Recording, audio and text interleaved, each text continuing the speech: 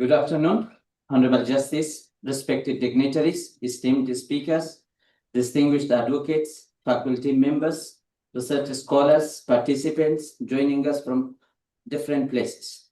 On behalf of the Department of Studies in Law, University of Mysore, it gives me immense pleasure to welcome you to this international webinar on smart courts, pioneering the digital pathways to justice in India.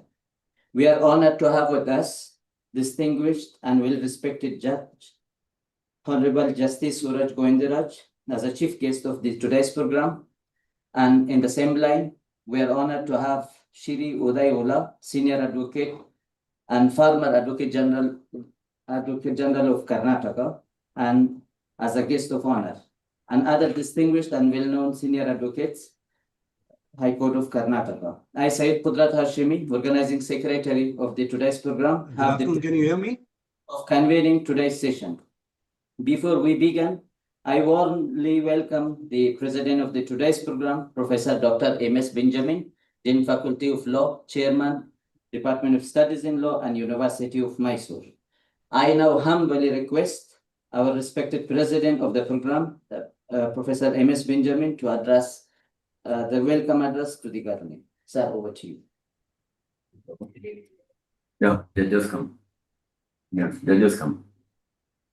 Good afternoon to one and all. Distinguished guest, Honorable Justice Suraj Govindaraj sir, Senior Advocate Sri Uday Ola sir, respected speakers, Sri B.C. Thiruvengadam, Sri PP Hegde, Sri V Raguraman, invited delegates, esteemed faculty members, practitioners, research scholars, students, participants, and ladies and gentlemen. A very warm welcome to each one of you to this international webinar on Small Court Pioneering Digital Pathways to Justice in India, organized by the Department of Law, University of Mysore, Mysore, Karnataka. In the late 1990s, the idea of a smart court was introduced by the Chinese government to recommend laws and draft legal documents. Judges will be consulting with artificial intelligence before delivering the final verdict. The smart court is connected to the desk of every working judge across the country. According to China's Supreme People's Court in Beijing, the smart court system has made a significant contribution to the judicial advancement of human civilization. Smart court represents a shift toward greater transparency, efficiency, inclusivity, and accountability. The smart court system promotes easier access to justice, enables quick dispute settlement, saves cost and time by moving judicial process online, and ensures that judgment can be enforced without legal hurdles. In terms of the judicial system, use of digital technology and artificial intelligence promotes transparency, openness of the system, strengthen public trust in judiciary. Therefore, almost all countries, US, UK, Australia, Canada, and India have embraced new technology through the adoption of a smart courts, that is, integrating a technology with judicial system. However, there are concerns or issues relating to use of some technologies, judicial independence, issues linked to privacy and data protection, quality of internet service, malfunction problem during the online hearing process, and willingness of parties to participate on online hearing process. It also raises a serious question on the reliability of data fed to artificial intelligence with technology.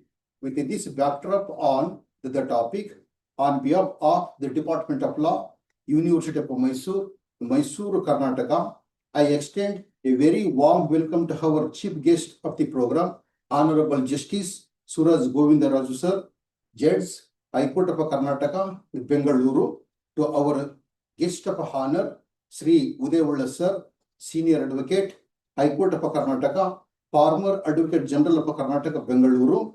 I also heartily welcome keynote speaker Sri B.C. Tiruvengada, Senior Advocate, High Court of Karnataka, International Arbitrator and Mediator, Bengaluru, and distinguished speakers Sri PP Hegde, Senior Advocate, High Court of Karnataka and Supreme Court of India, Sri V Raguraman, Senior Advocate, High Court of Karnataka, Bengaluru.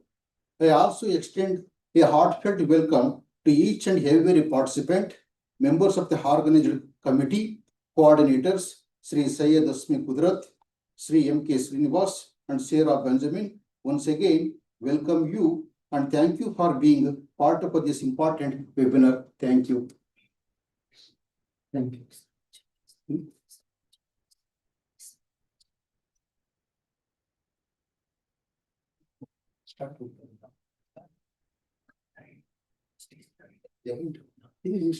Thank you so much, sir, for your enlightening words. I now take the privilege of inviting our respected chief guest to kindly deliver the inaugural address and share his lordship perspectives. Before we proceed with his lordship, I request Ms. Sarah Benjamin to introduce sir, then we proceed. Sarah, over to you. Good afternoon to everyone present here, esteemed dignitaries, respected colleagues, and dear participants. It is my proud privilege to introduce our chief guest, Honorable Justice Suraj Govindaraj, Judge of the High Court of Karnataka, Bengaluru. Justice Govindaraj was born on 14th May 1973 and is an alumnus of the prestigious National Law School of India University, Bangalore.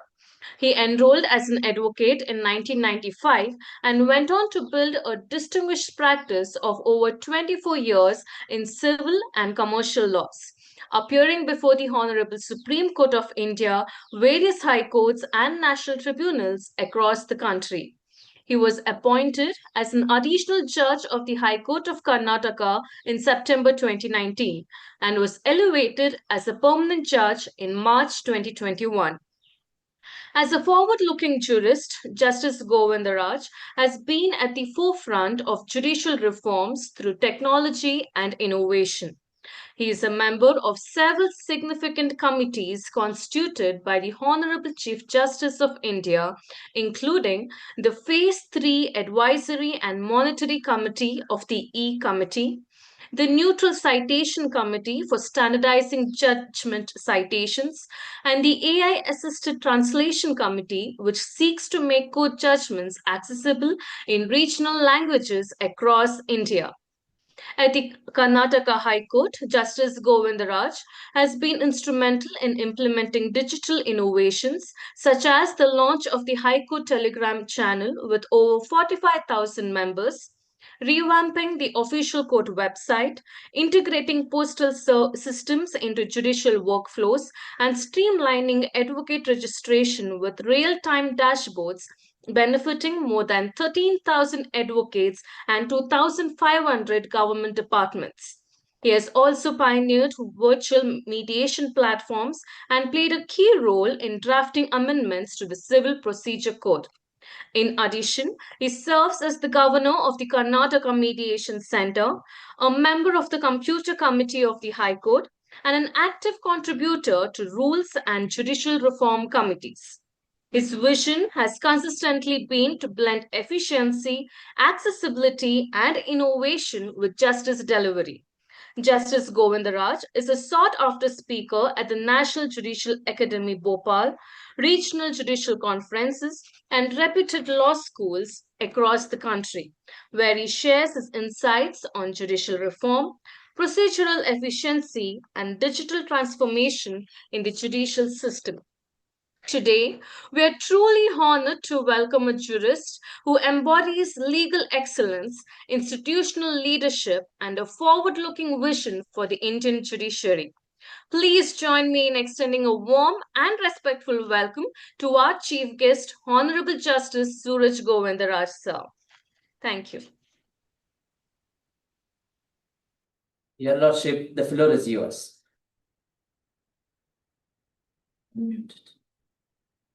Yes, you may. Yes, Your Lordship. No, I'm. Firstly, apologies for being delayed. There was some confusion. That confusion was entirely on my part, and the mistake is on my part. It's great being here. Mr. Udayawala, senior advocate and former advocate general, my former senior. Mr. Thiruvengadam, Mr. PP Hegde, Mr. Raguraman, Mr. Srinivas Murthy, Mr. Srinivas, and Mr. Benjamin. The topic that you have chosen today as smart codes is something which is very dear to me. Apart from being dear to me, it's also a very relevant topic in as much as that is the way to go and that is the future. You are fortunate to have Mr. Holla here, who was probably one of the first lawyers in Bangalore, at least in Bangalore, if not across the country, who had computerization at his office before anybody else. No other lawyer had computers in Bangalore except for Mr. Holla, with nice setup with printers. There was a room for computers. There were people who were working on it. And while lawyers were using typewriters, and some of them were using even handwriting, Mr. Holla was at the forefront at that time with computerized printouts. We had dot matrix printers at that time, 9-pin and then 24-pin, etc. Those were all the bygone eras of 1990s, or if you start thinking of what it was in 90s and what it is today, it is completely different. And today we are speaking of smart code. When many of the people today also, unfortunately, that is one of the topics that was mentioned as regards the digital divide, which I'll also come to in a short while, is how do we make it into smart code into a reality? What is a smart code? Smart code, normally when you say, defining the smart code would also be required. Smart code paradigm is completely different. A smart code is not a futuristic dystopian vision of a courtroom presided over by a robo judge, as some people would think. Normally, whenever you say smart code, it is like a robo judge sitting there. The robo judge is going to decide the matter. It is not so. It's not such like a dystopian saying. It is not independent of human intervention. Instead, it's a sophisticated judicial system that strategically integrates digital technology and software to enhance the efficiency, accessibility, and transparency of legal processes. These are the key terms, the efficiency, accessibility, and transparency. Today, we have more than 5 crore cases which are pending. How do we bring about efficiency? How do we bring about accessibility to people? Though there are 5 crore cases pending, is it accessible to everybody? On the one hand, we say it's a docket explosion, but also we say it is docket exclusion. Are everybody included? There are a lot of people who are not included in this. So efficiency, accessibility, and transparency being the key, could smart codes bring about that?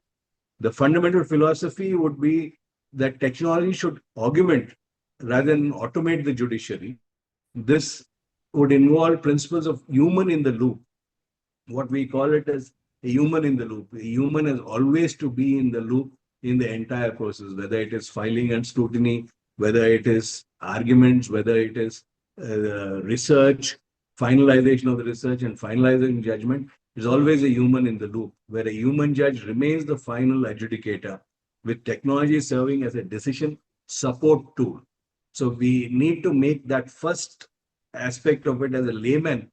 When a person speaks of smart code, when I speak to a lot of people, they say it's artificial intelligence, it is robo judges, it will happen, efficiency will come about, it will be like a assembly line of manufacturing of cars or the like, that something will be put across and finally the judgment will come out as it is, and like the assembly line happens and car can be manufactured in 2 minutes, but judgment will come in probably instead of 2 minutes, 3 minutes. That is how it will happen, is what people think. That is not what can be. Smart code is this use of technology. It may be hardware, it may be software, but finally it is the human in the loop, which we need humanness, where we need compassion, where we need understanding of men and material by the particular judge and by the lawyers.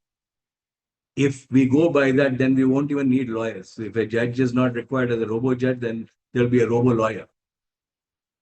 There'll be a robo litigant. There'll be a robo officer. Everything would be that. So that is completely dystopian. So firstly, we need to get into our mind that as a smart court is not that kind of a dystopian system.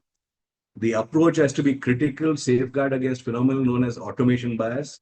Automation bias is well-documented psychological effect whereby decision makers place excessive or inappropriate trust in automated systems, potentially abdicating their own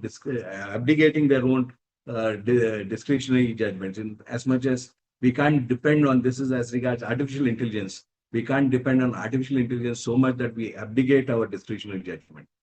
The introduction of AI-powered system in judiciary would create a risk for judges to be over-reliant, but at the same time, there will be a requirement that we distance ourselves and we maintain the human in the loop concept. The foundational pillars of this smart code digital judiciary. We have a digital economy today. Today we have got UPI payment, we have got FASTag, we have everything is digital. If everybody were unmuted and if I were to ask a question as to when anybody has gone to the bank last, probably they would say not in probably 2-3 years. Today we don't need to go anywhere. Today we don't need to go to a bank. We can do an online transaction. NEFT, RTGS was the cutting edge of technology some time back. Now UPI is the cutting edge of technology. Using the phone, I can transfer it to any phone number, any mobile number, any bank account, or scanning a QR code, transfer it to that particular account. So the digital judiciary is what we need to look at. So far, the judiciary has not been made digital as such because judiciary needs that human intervention. But it is time that we have digital tools which would help the judicial system, not only as the judiciary. When we say the judiciary, it would be the judges, obviously, the lawyers, the court staff, the litigant. All these are being the stakeholders in this particular process. Everybody needs to be part of it and needs to get benefit of it. So access to justice, when we start, is without the litigant, there is no judiciary. It is all for the litigant that the judiciary and the system is. So if we take that as the base, then access to justice is the key in the digital judiciary. We have to provide a system where the digital divide which had been mentioned is not something which will come in the way of the access. One way of saying it is that the digital tools not being available, therefore the digital divide will prevent access. The other way of looking at it, by providing digital tools, can we provide better access to the judicial system? So it is two sides of the same coin. I would not say two sides of the same coin. It's two wheels of the same cycle or the chariot, that both of them have to go together. Because when we say two sides of the same coin, then each side doesn't see the other. So there is never a meeting point.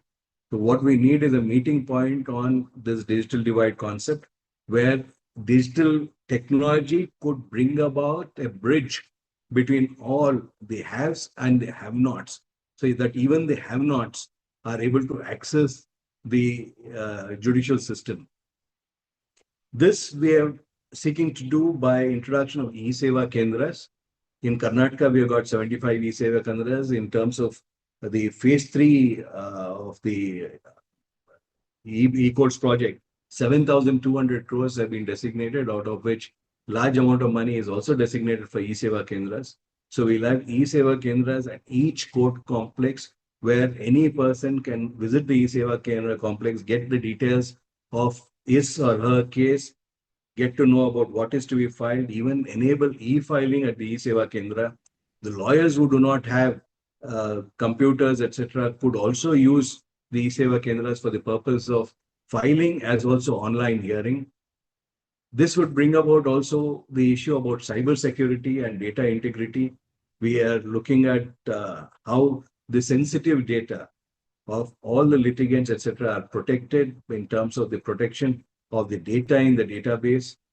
We'll have to do capacity building and digital literacy, capacity building of both the staff, the lawyers. The training has to be given even to the judges, so that the limitations that any person may have can be avoided and the system could be put to best use. Now, behind all these things, what we would require is evolving legislations and a regulatory framework. Our rules, which are there as regards the civil rules of practice or the High Court rules of practice or CPC, were drafted some time ago where there was no digital requirement. Even today, we have got BATA, we have got one of the rules saying that dole has to be beaten, drums have to be beaten. Those kind of things still persist in our rules. One of the rules I also remember is until the port, until the steamship, some particular amount, until the railroad station, there is some amount. Today, we are in the digital era where we have email, the communication, the service of summons, both in civil proceedings and criminal proceedings could be by emails. So these aspects, I'm just giving an overview of the other people, better people who would be speaking on it. The legislation and regulatory framework would be required to be looked into. It would be required for universities like the University of Mysore to probably set up a center to look at what rules could be changed, what law ought to be, what law can be, and how it can affect the outcome of the judicial process. Insofar as technology is concerned, there is no limit to technology. As far as all the commercial companies are concerned, they use the best of the technology to achieve what they want to achieve. Artificial intelligence and machine learning is not something which is new. It is being used for a long time. Robotics is not something new. It is being used for a long time in manufacturing. We'll have to start using artificial intelligence and machine learning in our domain, that is the judiciary domain, which would include all the stakeholders, as I said. When I say judiciary, it would include the judges, the lawyers, the litigant, the court staff, and even the academicians, everybody who is associated with it. Because ultimately, it is why is the judiciary there? It is to give succor to a person who is being wronged or who has a grievance. He'll approach the court to get relief for his grievance. So when he approaches the court for grievance, and if his grievance is settled in a proper way, that has an impact on the society. So everybody would be a stakeholder in this. If proper judgments are given and it's handled in as short a time as possible, then the value proposition is that the society benefits. If the society benefits, all of us benefit. So the application and value proposition is as regards the proper implementation of a grievance redressal system in the form of a judicial system. In this particular aspect, the use of artificial intelligence and machine learning would give rise to a lot of ethical dilemmas. How far do we use artificial intelligence?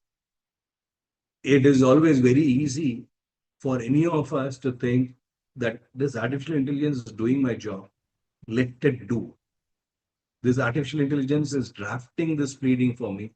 Let it do it and give it to me. I'll just use it. This artificial intelligence is drafting my written submissions and giving it to me. After doing a research, let me use that as what it comes. But as all of you know, there have been cases where artificial intelligence has led to hallucinations, where case laws which do not exist have been pleaded. The facts which do not exist in that particular case have been pleaded. The law which does not exist has been pleaded. In one of the cases, the lawyer has been imposed a fine of $50,000 or something like that. In one other case, a litigant created an younger avatar of himself to come and argue the matter before the court. Instead of using a lawyer and instead of himself arguing, all the facts were fed into the system, and the avatar was created using artificial intelligence, by which the avatar it looks like a person, but of course you can make out that it is an automated system. When it speaks, it can't be as simple and as easy flowing as a human being speaking. That is how the judge came to know that what is this, who is this then when the inquiry was made, it was seen that it was artificial intelligence avatar. So these kind of things happen it is, as a human being, we will try to reduce our work as much as possible. And if something else is able to do our work, we will tend to let that do. But that is not the ethical and moral way of doing it. That is a line that we need to draw somewhere and say, what is it that AI can be used for? What is it that machine learning can be used for? And this far and no further. Of course, this again, firstly would require a self-imposed restriction. Secondly, it would require a legislation to come about in the form of the rules and regulations. The Kerala High Court has come up with a policy as regards the use of AI by judges. If you could look it up on the Kerala High Court web page, it's a pretty comprehensive policy. Of course, it is an evolutionary policy. It will keep on evolving. But to start with, Kerala has led the way again, and there is a policy on that. Insofar as what you have seen as virtual hearing and online dispute resolution is going to be the future. It may not be required for people to travel. We don't require large courthouses, which will benefit in terms of the cost of implementation, cost of infrastructure. We are always short of funds. So if we don't need large courthouses, large buildings, then it would bring down the cost of capital cost as also the revenue cost. COVID-19 has acted as a global accelerator in this. Mr.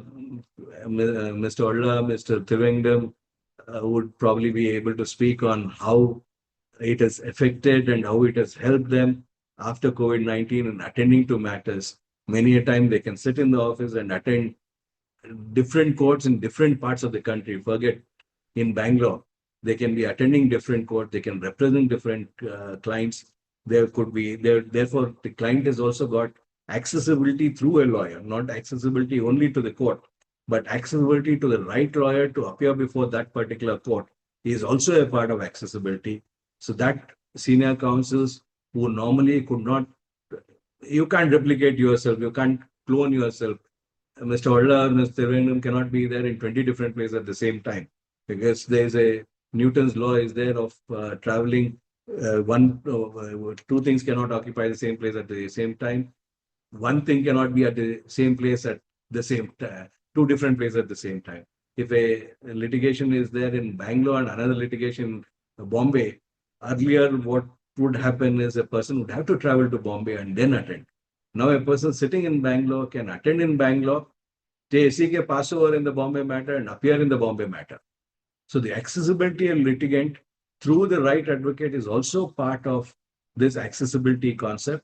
And one of the way of doing it is through virtual hearings. And today, virtual hearings, like how we are doing today as a webinar. Earlier, we could not imagine doing this. It would have been the University of Mysore having a conference in the auditorium of the University of Mysore, where whoever could attend physically, get the knowledge of it. Today, this webinar, anybody can see it across the world. And once it is recorded and put up on YouTube, it can be seen and re-seen many a time. That is the power of virtual hearing. That's the power of recording and online. Now, this is going to be, this has already been extrapolated towards online dispute resolution. When I speak of online dispute resolution, I don't only speak of the court proceedings, I also speak of arbitration and mediation. So arbitrations could be conducted in an online manner. Mediation could be conducted in an online manner. The restriction of time and space will no longer be available. Right now, it is restricted. In future, it may not be with even better technology of internet and the equipment that would be available.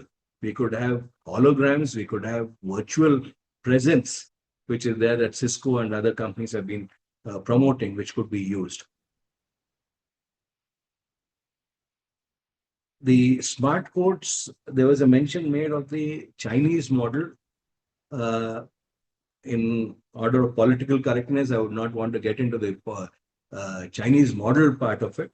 But on the technology part of it, it is absolutely brilliant. The amount of money that they have spent on the technological model and how it is being made use of is fantastic, in as much as a study which has been conducted indicates that any litigation is decided within 40 days. Now that is a dream for judges, dream for lawyers, dream for litigants. When we will be able to achieve it in our country, we'll have to strive towards it and try to make it into a reality. But in China, in 40 days, the matter is heard and decided by non-human judges. That's the problem. When non-human judges come about, the thought process, the humanness of it goes out.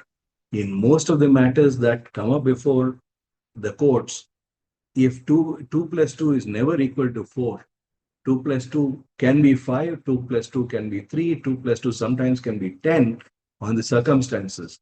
In say, for example, in MVC matters, when we say disability report will come as 20%.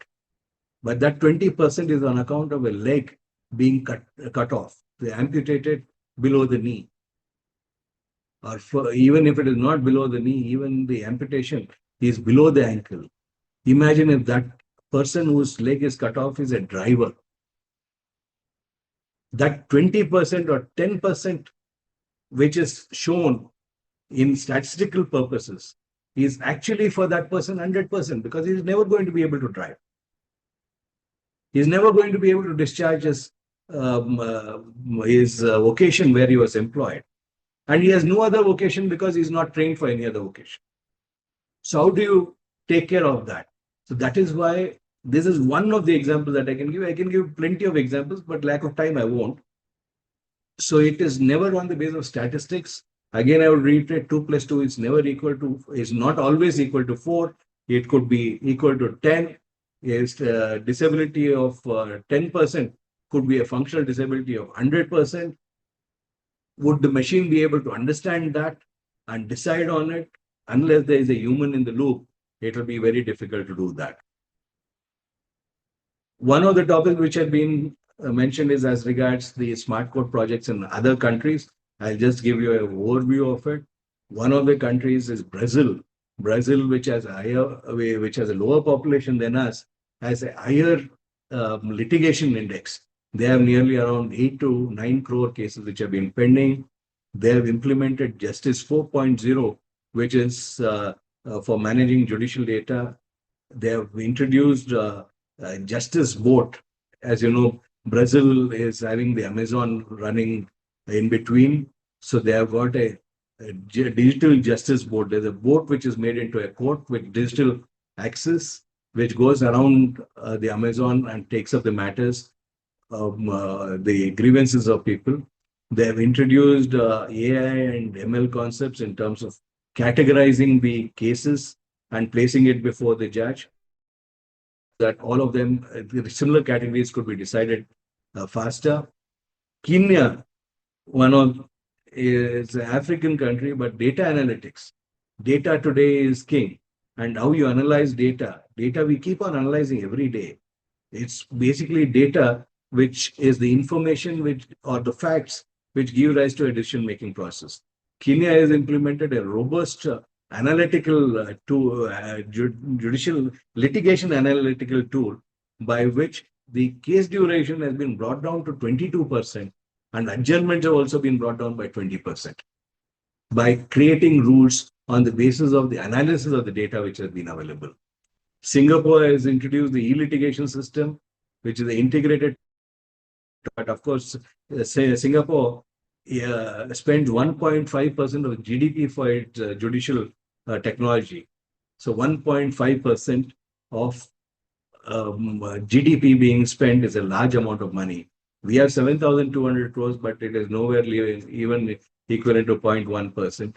What we also have, as an aside, what I would also have to bring here is the delay in court proceeding, the delay in adjudication also has an impact on the GDP. One of the studies says the impact on the GDP. So if we are to spend more on technology, if the governments were to spend more on technology, judiciary doesn't have any money. If the government spends more on technology, there is a possibility of the judiciary being more efficient. European Union is another example where e-codex system has been implemented. Tanzania has done a fantastic job. Canada has introduced e-tribunal services. US had introduced Compass. Compass got into a problem because of the racial discrimination on AI. But these are things which are happening, which we could look at and see what we can do with them and better the system. It's a trial and error to some extent, and it's an evolutionary process to a large extent. It will evolve over a period of time. All of us need to put our heads together and see how to make the system better. If we do that, it will always be, it will always lead to a transformative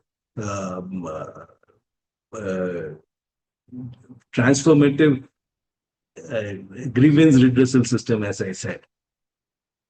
Human element in legal practice and advocacy, I have already mentioned. What I would like to mention here, since it is a webinar organized by University of Mysore, is that the universities and colleges need to look at how to provide the new skills for the digital age lawyer.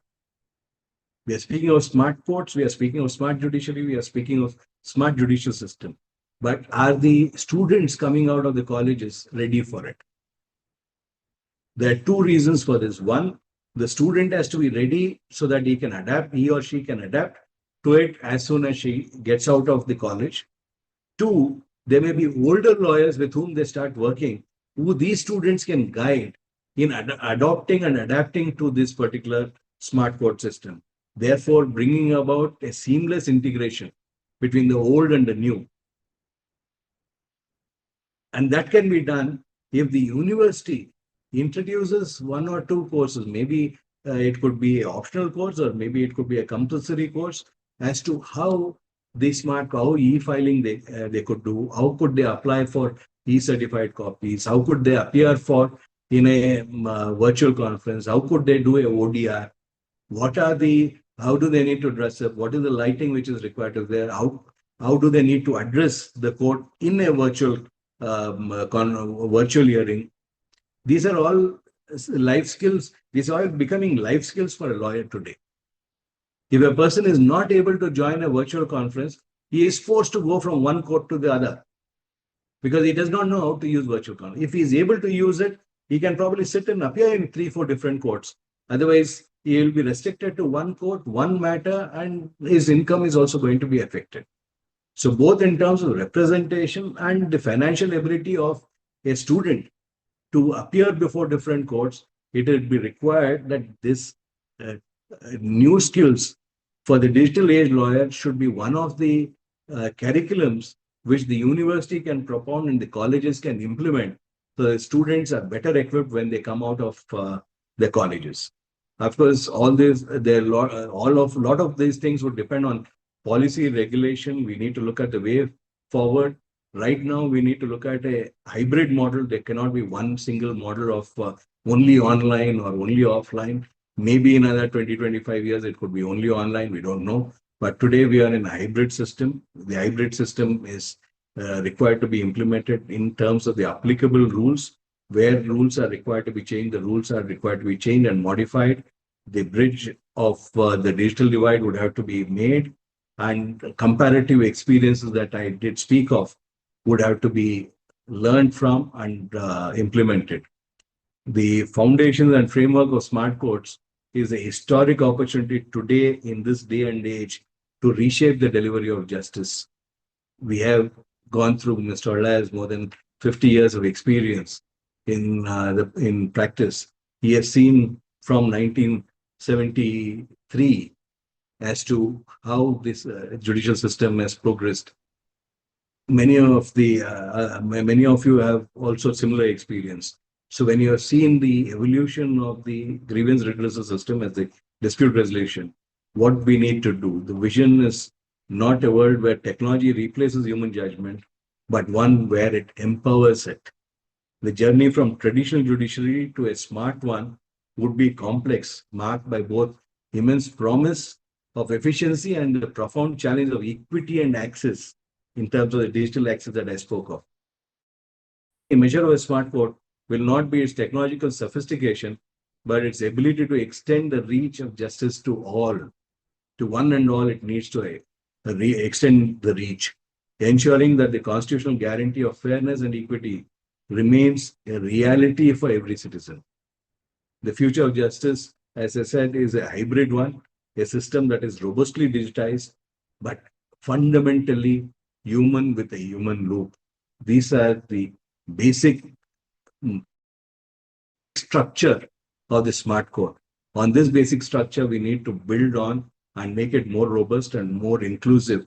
Then we'll probably be able to do implement a better and more accessible and more efficient judicial system. Before parting, I would only want to say this. Between 1st January 2015 to 31st January 2023, if I were to ask you a question, can you unmute everybody, please?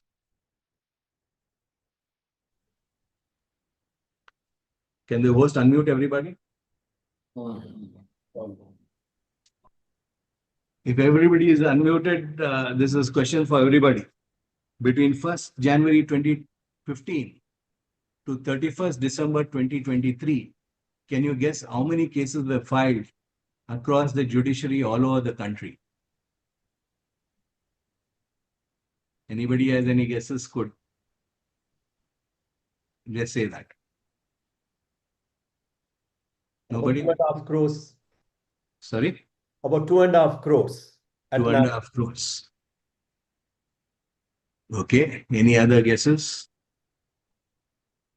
Across the whole country, Mr. Ravindra. Yeah. Criminal, civil, all inclusive.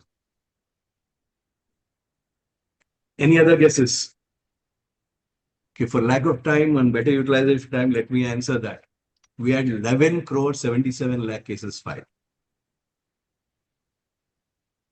That shows that 11 crore 77 lakh people who approach the court have the trust in the judicial system.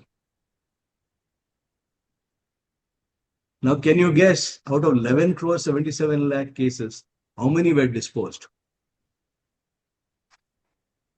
Please unmute everybody.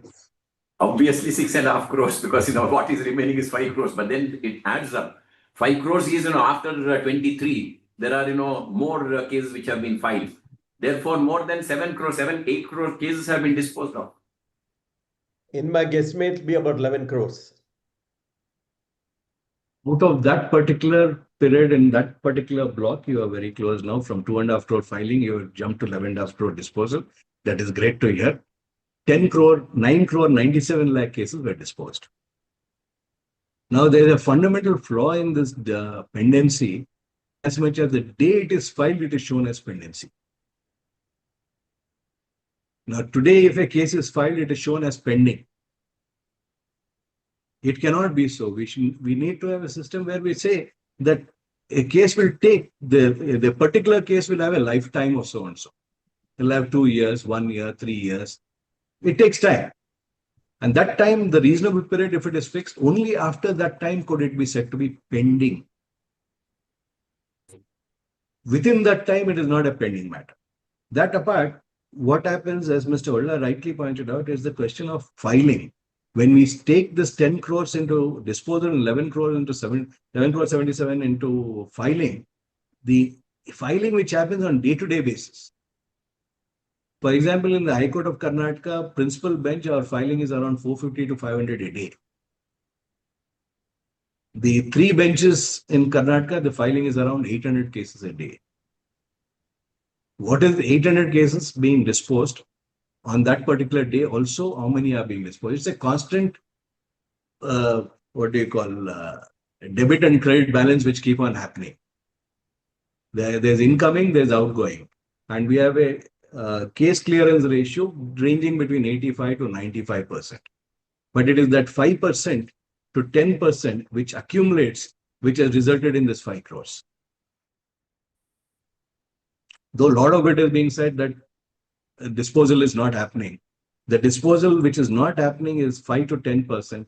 90% is getting disposed on time every day.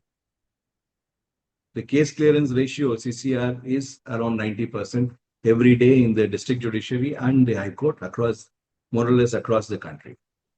So it is this 10% which keeps on adding up. If efficiency is brought about through smart courts of 10%, we won't have this.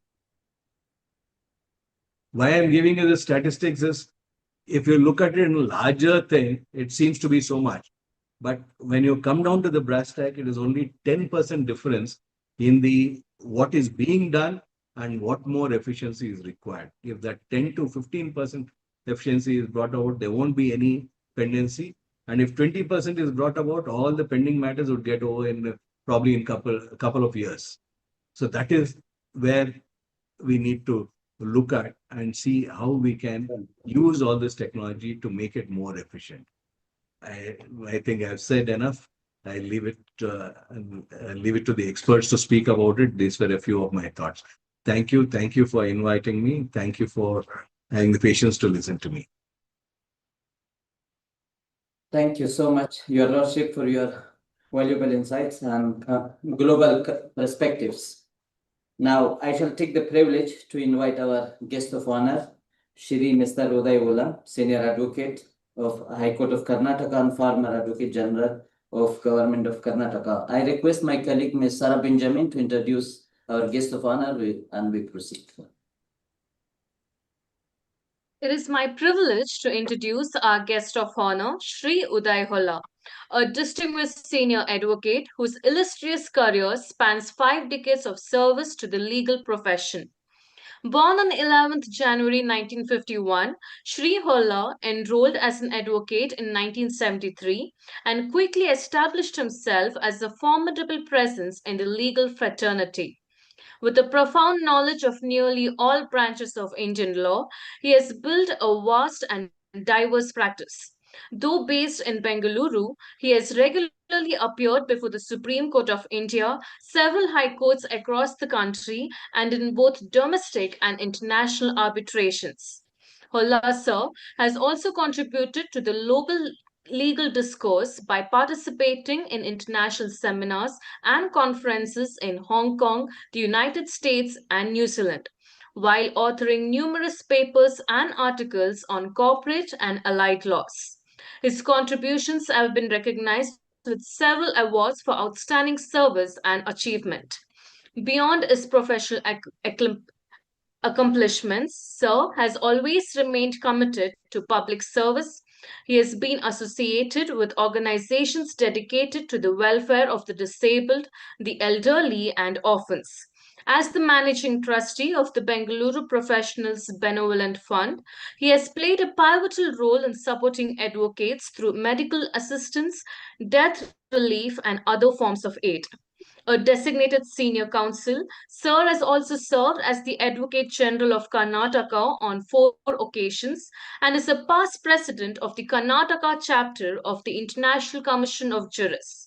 His leadership, both within and outside the courtroom, reflects his deep dedication to justice, equity, and service.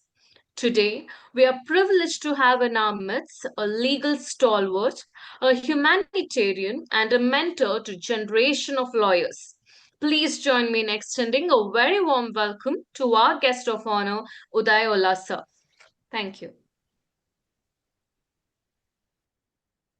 Justice Suraj Govindraj, one of the most eminent judges that the High Court of Karnataka has, and who was born just a month prior to my having been enrolled as an advocate in June 1973. He's been in the forefront of computerization of the High Court, digitization of the High Court. In fact, I must bring this to the knowledge of every one of you. We were dependent upon, for our video conferencing, on a digital platform which was not Indian. He introduced an Indian-based digital platform. Initially, we were all very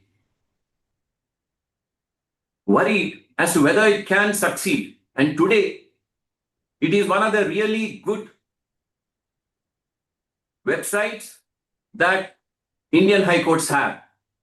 And thanks to him, today we have one of the most excellent video conference facility in the country.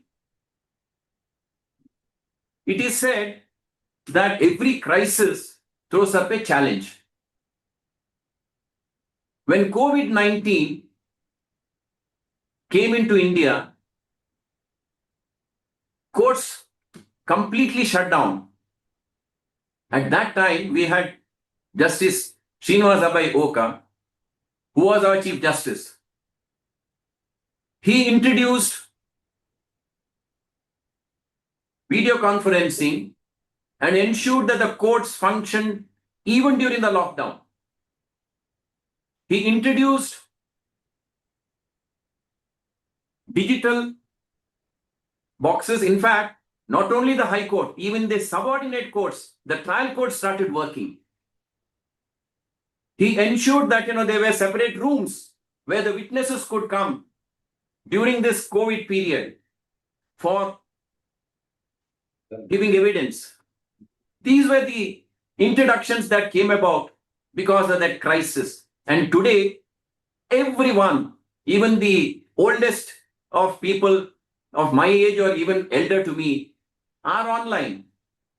And that is why I said every crisis brings about an opportunity. And that opportunity was resulted in a court system which was more accessible to the people. High Court of Karnataka has always been a pioneer in digitization. In fact, years back, in 2003, there was a case which was filed in Mysore. We have all heard or seen the multi-billion grosser, The Independence Day. There was this film which was produced by 20th Century Fox and Warner Brothers. Two witnesses, one of the persons in Mysore, he said this plot, this theme of The Independence Day is mine. I had authored a book and they've copied it and filed a suit for damages. Imagine if it had been given, Warner Brothers and 20th Century Fox would have had to file insolvency. What happened was, two witnesses on behalf of 20th Century Fox came all the way to give evidence in India. They came down to Bangalore, tried to travel to Mysore for the evidence. Unfortunately, there was this agitation. So there was a blockade and they couldn't proceed beyond Mandya. They had to go back and they went back to US. An application was filed saying that, look, there was a timeline by which the case had to be decided. These witnesses cannot come down to Mysore for evidence. Please permit them to be examined through video conference. In those years, 2003, video conference, examination of witnesses through video conference was all unheard of, at least in India. Resultant position was the trial court dismissed the application. Matter was filed in the High Court, revision petition, and in the case of 20th Century Fox versus the litigant who was the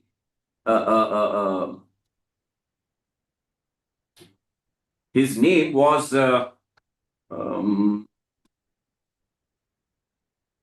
NRI Film Production Associates Private Limited. High Court allowed examination of these witnesses through video conference. And imagine 2003, 22 years earlier, High Court of Karnataka permitted examination witness through video conference. That was the first judgment that was rendered in the country. Thereafter, 2 months later, Supreme Court in 2000, the case of State of Maharashtra versus Dr. Praful Desai, which is reported in 2003, 4 CC 601, permitted examination of a witness through video conference in a criminal matter. So this is the progress that has seen. Imagine the era when I came to the bar. We had typewriters, 1973. We would type a draft. Once we make the corrections, it had to be retyped. And any further corrections, it had to be re-retyped. Look at all the situation where so much of time was wasted, so much of paper was wasted. All that has changed because of the digitization, the technological advancement. It is in this era where, as Justice Suraj Govindra rightly said, youngsters would be able to help the elder people like me. Today, everybody is online. Everybody is, in fact, younger generation, as I always jokingly say, they are today born with iPad and iPhone. They literally come out of the womb, I think, with the iPad and iPhone. I remember my younger granddaughter at the age of 2, snatching my iPhone and iPad and started operating it herself. This is the era, and therefore this technology that is there should be evolved and should be integrated with the court system, and that is what Justice Suraj Govindra rightly said. And that is what we are seeing. But of course, there is always a danger of AI. What is it? Human compassion, human sympathies, human feelings, AI will not have. It can also have the bias of the person who has been instrumental in ensuring in production of that AI system. Therefore, as was rightly said, human intervention is absolutely essential. Without the human intervention, there cannot be a judicial system. That ultimately these are the tools which ensure speedier dispensation of justice. When you look at the Western world, you have 10 times more judges than in India. If you have 10 judges for a lakh of population in the Western world, we have 1 judge for 1 lakh population. Yet, the judges have been able to work over time. I remember, Justice Suraj Govindra sitting till 7 o'clock. While the judge, the lawyers grumble, he's still smilingly sitting there from 2:30, without even getting up for a cup of coffee or even to go to the loo. That kind of a thing judges we have. But then this digitization, these tools will definitely help them. Would AI be able to help them? Answer is yes. Because today you have AI tools which can synthesize, which can give a synopsis of the factual matrix. There are tools which can help you in looking up the case laws. Imagine when I came to the bar, we would look at a 50-year digest. From 1902 to 1950, there used to be a quinquennial 50-year digest. So we'll pour through them, page after page. Today, you just click a button and it will, give you a whole lot of case law, right from 18th century till now. What helps you? These are the technological advancement which ought to be integrated. That's being done. But probably more is required to be done. And that is where people, the pioneers like Justice Suraj Govindra are there, who have, gone out of their way to sit beyond the court hours to ensure that this digitization comes into the court system. Years back, 2006, I remember there was a lecture that I had to give. We had Justice G.N. Sabai, one of our eminent judges. In his memorial, there was a lecture. In those years, imagine this was some 20 years back or 19 years back.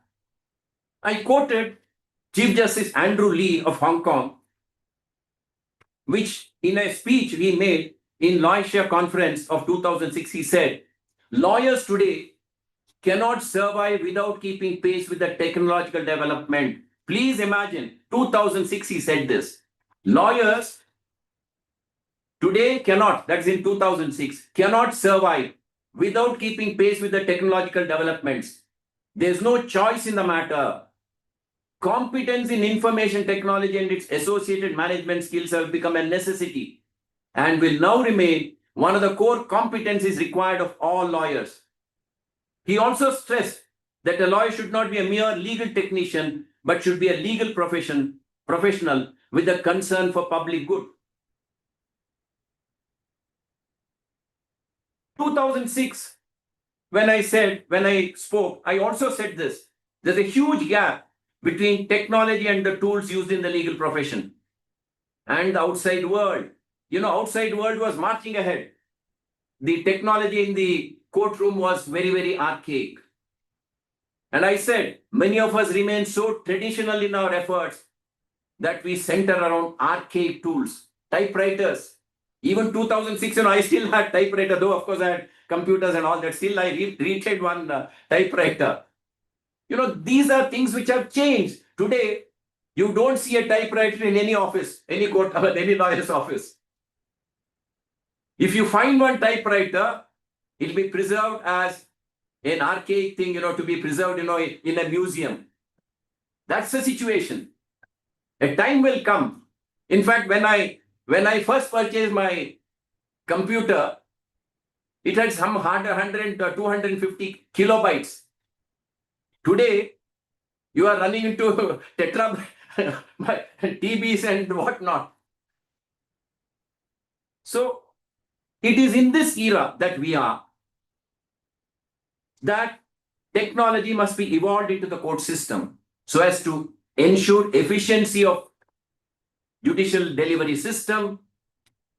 As was rightly pointed out by Justice Suraj Govindra, today, the common man has still faith. Out of the three limbs of the state, he says, I have better faith in the judiciary than the other two systems or other two limbs of the state. So that, to ensure that, that trust, that faith is continued and improved, technological advancement, technological tools, if they are evolved into the court system, we will be able to dispose of the matters at a faster rate. Yes, matrimonial cases are required to be disposed of in 6 months.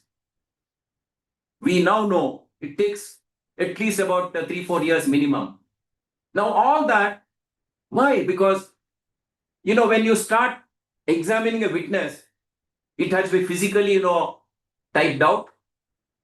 If you have tools which you already have, which digitally records, you can have a video conference, and then, you can have digitization of, whatever they speak, computers automatically type it out. Your own iPads and iPhones today have it in your hand. Therefore, that can be utilized in the courts. All that is being done. And if it is done, definitely the faster pace of dispensation of justice is possible. Richard Susskind was a professor in Oxford, and he was also the IT advisor to the Chief Justice of England and Wales. He has written a number of books, and he says, in the next decade, he said this about 7-8 years back, and this has not become reality, but it's in a course of time it will. He said, there are new jobs for the lawyers. What he said was, 1, the legal designer thinker. He says the person who thinks about how we design systems and processes that are going to meet the needs and wants of legal end users. A legal design thinker. A job for the lawyer. Second, he says, legal process analyst. Person who can look at a complex piece of legal work, identify and settle on the most efficient and effective way of breaking down and conducting the legal work. A legal process analyst.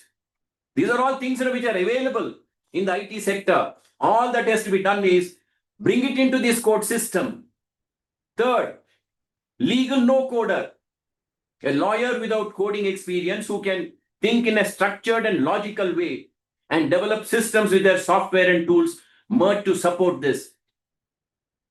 A legal no-coder. Fourth, a legal knowledge engineer, person who looks at a complex area of law, interprets the law, converts into a form of a decision tree or a flow chart to make it more accessible for users. According to Susskind, he says a legal knowledge engineer has a potential to design a system that will be used by millions of people around the globe. 5, legal project manager, person who brings the discipline of project management into every dispute. And Susskind says he believes that the legal project manager will be the future of the legal professional. Specialist, people know how to identify, harness, and make the most available data. Legal risk manager, person who puts the fence at the top of the cliff rather than an ambulance at the bottom. That is exactly what the client wants. Now, all this is what will come in a course of time. Of course, he said this 10 years back, 7 years back.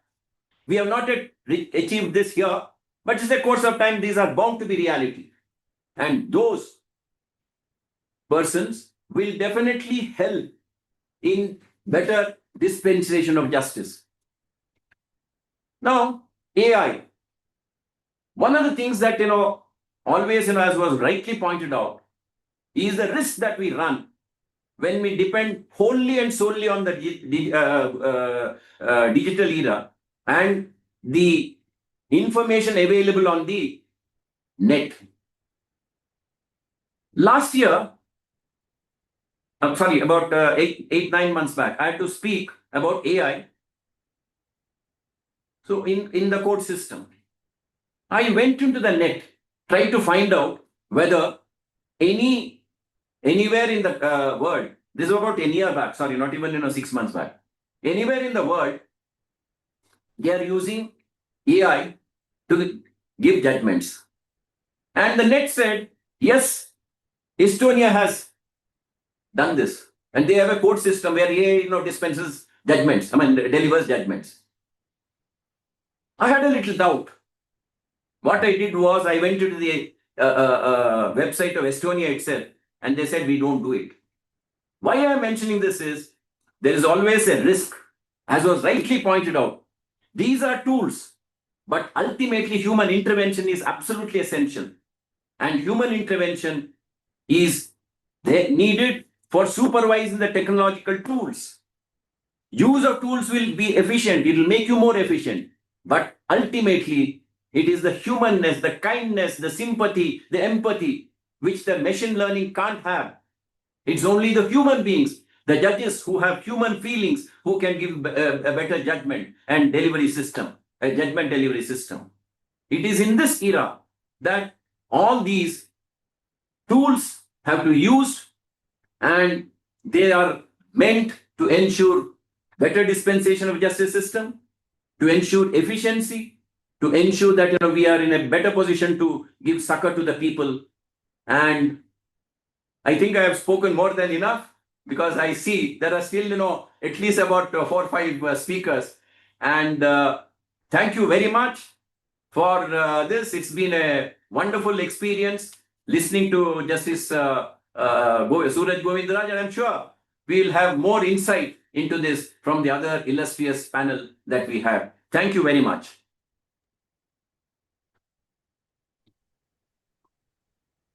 Thank you so much, sir, for your thought-provoking address. Now, I request our next distinguished speakers, before we start with Sir Shri B.C. Trivengadam, I request Ms. Sarah Benjamin to introduce her.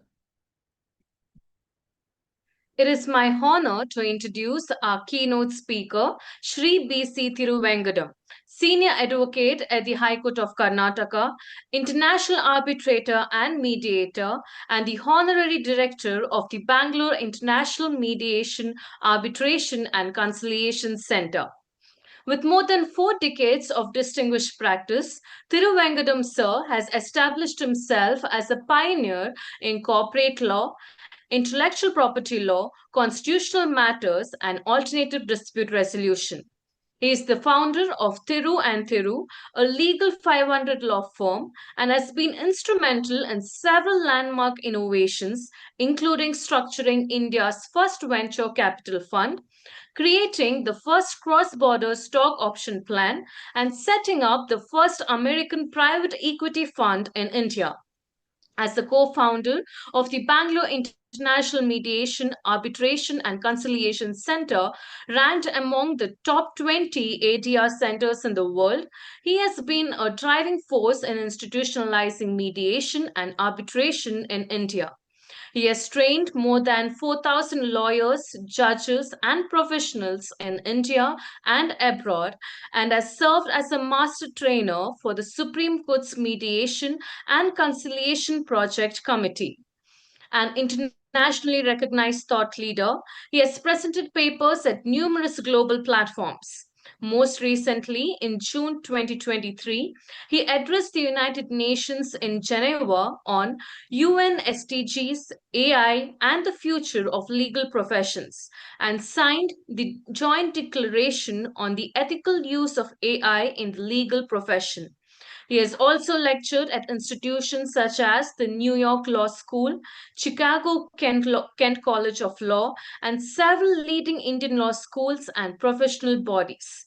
Sir is also authored the acclaimed book Making Minds Meet, Conflict to Consensus, and has been recognized as a legal icon by Asia's Laws IBLJ, featured in LexisNexis. 100 legal luminaries in India, and honored by David A. Clark School of Law, Washington, D.C. We are truly privileged to have with us a legal luminary, an institutional builder, and a visionary in dispute resolution. Please join me in extending a very warm welcome to B.C. Thiruvengadam Sir, our keynote speaker for the day. Thank you. Thank you for your kind words.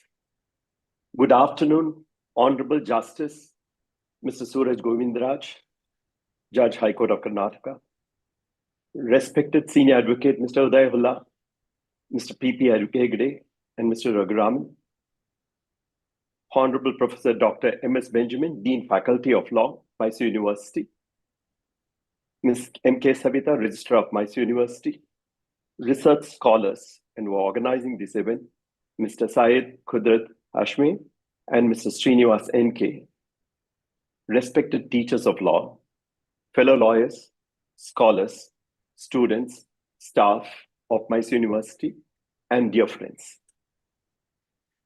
It's a privilege to address this seminar on smart courts, pioneering digital pathway to justice in India.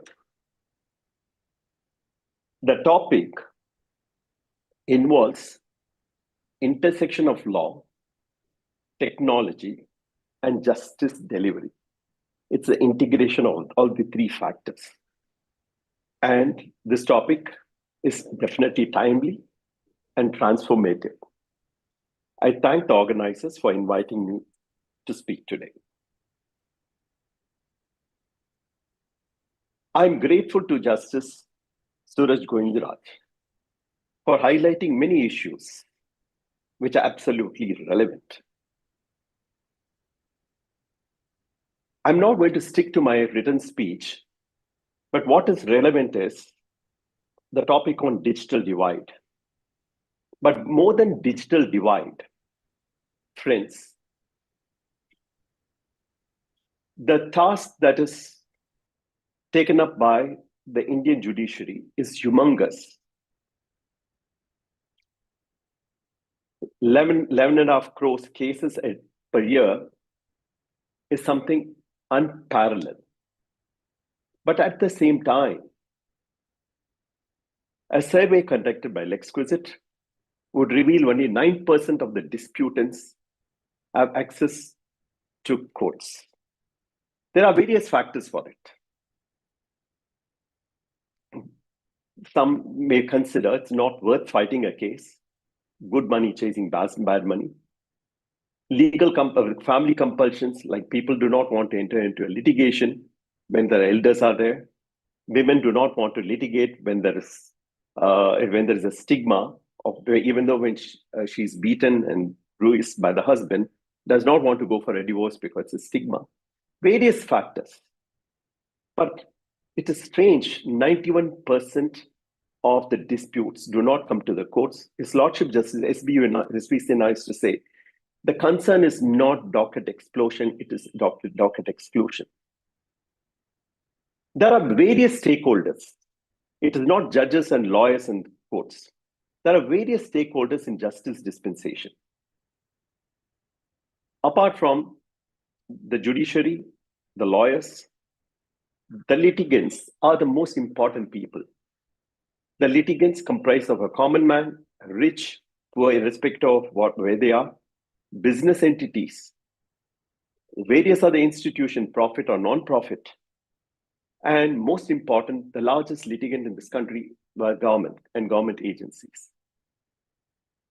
Apart from that, we have prosecution, police, and law enforcement authorities, and various other organizations like Legal Service Authority, correctional institutions, legislatures, law commissions, academias, technology providers, mediators, arbitrators, and conciliators, and also the United Nations. I'm going to briefly touch about it later. So when there are multiple stakeholders involved, in a country like India, when there are about more than 11 crores cases are filed, it is not surprising that there are delay or complaints of inefficiency. This happens because when there's a disjunct in the link between the various stakeholders, we need to have a harmonizing system. One hopeful solution is the smart court. Smart court is not like a phone. The word smart does not mean something pretty, attractive, nice, or beautiful. The word SMART is an acronym for S for specific, M for measurable, A for achievable, R for relevant, and T for time bound. So acronym of this, abbreviation of these is SMART. And smart court is not merely a computerized courtrooms. A smart court brings in and offers digital case management, e-filing and e-payments, video conferencing and virtual hearings, real-time transcripts of proceedings, predictable scheduling, AI-assisted legal research and analytics, data dashboards like National Judicial Data Grid, and in some jurisdiction, like as it was mentioned in China, AI-assisted decision-making. When I stepped into this profession in 1983, I had the privilege of working a little bit with an organization called Indian Space Research Organization, and happened to work very closely with some of the top scientists like P. Sudarshan, Professor S. Chandrasekhar, and Dr. T. N. Seshan, who was later on become the Chief Commissioner of Income Tax, Chief Election Commissioner. And also I worked as a junior of a former Commissioner of Income Tax, who had set up a computer school in St. Joseph Indian High School. I was attracted. I was also advising CDOT at the point of time. I was attracted to the computers as such. I bought a second-hand PC, but did not know what to do with this. It did not have a hard drive.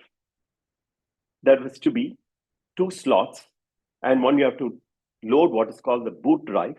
The boot drive will have the program, and another floppy disk you have to insert. So whatever you have to work on, the program will be copied in the floppy disk and you take away. But the challenge was no printers were available. So in order to get an interface with an electronic typewriter, the cable, which costs now about 5 to 10 rupees, I had to buy it for 4,500 rupees. It was challenging. But the scientists whom I worked with, which led me to become a patent agent too, were visionaries. They said, not just the legal, any other profession, even legal profession is bound to change, and you're going to see changes that happens very rapidly. Heraclitus, the Greek philosopher, said, the one thing which is certain in life, one thing that is constant in life is change, and that is true. So what is the purpose of having small courts? As rightly pointed by Justice Govindraj, as well as Learned Senior Counsel, Mr. Udaywalla. It is not to replace judges or lawyers, but to empower them with tools to reduce delays, cut costs, and expand access to justice. While I was being introduced, it was mentioned that I was a signatory to the Geneva Declaration in June 2023. The declaration with respect was, as I represented India, and there are 135 countries representatives, it was discussed, debated, and resolved that AI, as well as any technology that is going to be used by lawyers or anyone in justice dispensation, should be aware of the ethical use of it. It cannot be misused or abused. As Justice Govindraj said that, the case in New York, a citation was given which absolutely was totally false, fabricated, imaginative. And the lawyer who used it believed that AI, whatever the case that was generated by AI is true, which is not so. The responsibility is on every lawyer who takes the help of any AI tool, maybe ChatGPT, or so there are so many today, to ensure the veracity and correctness of it.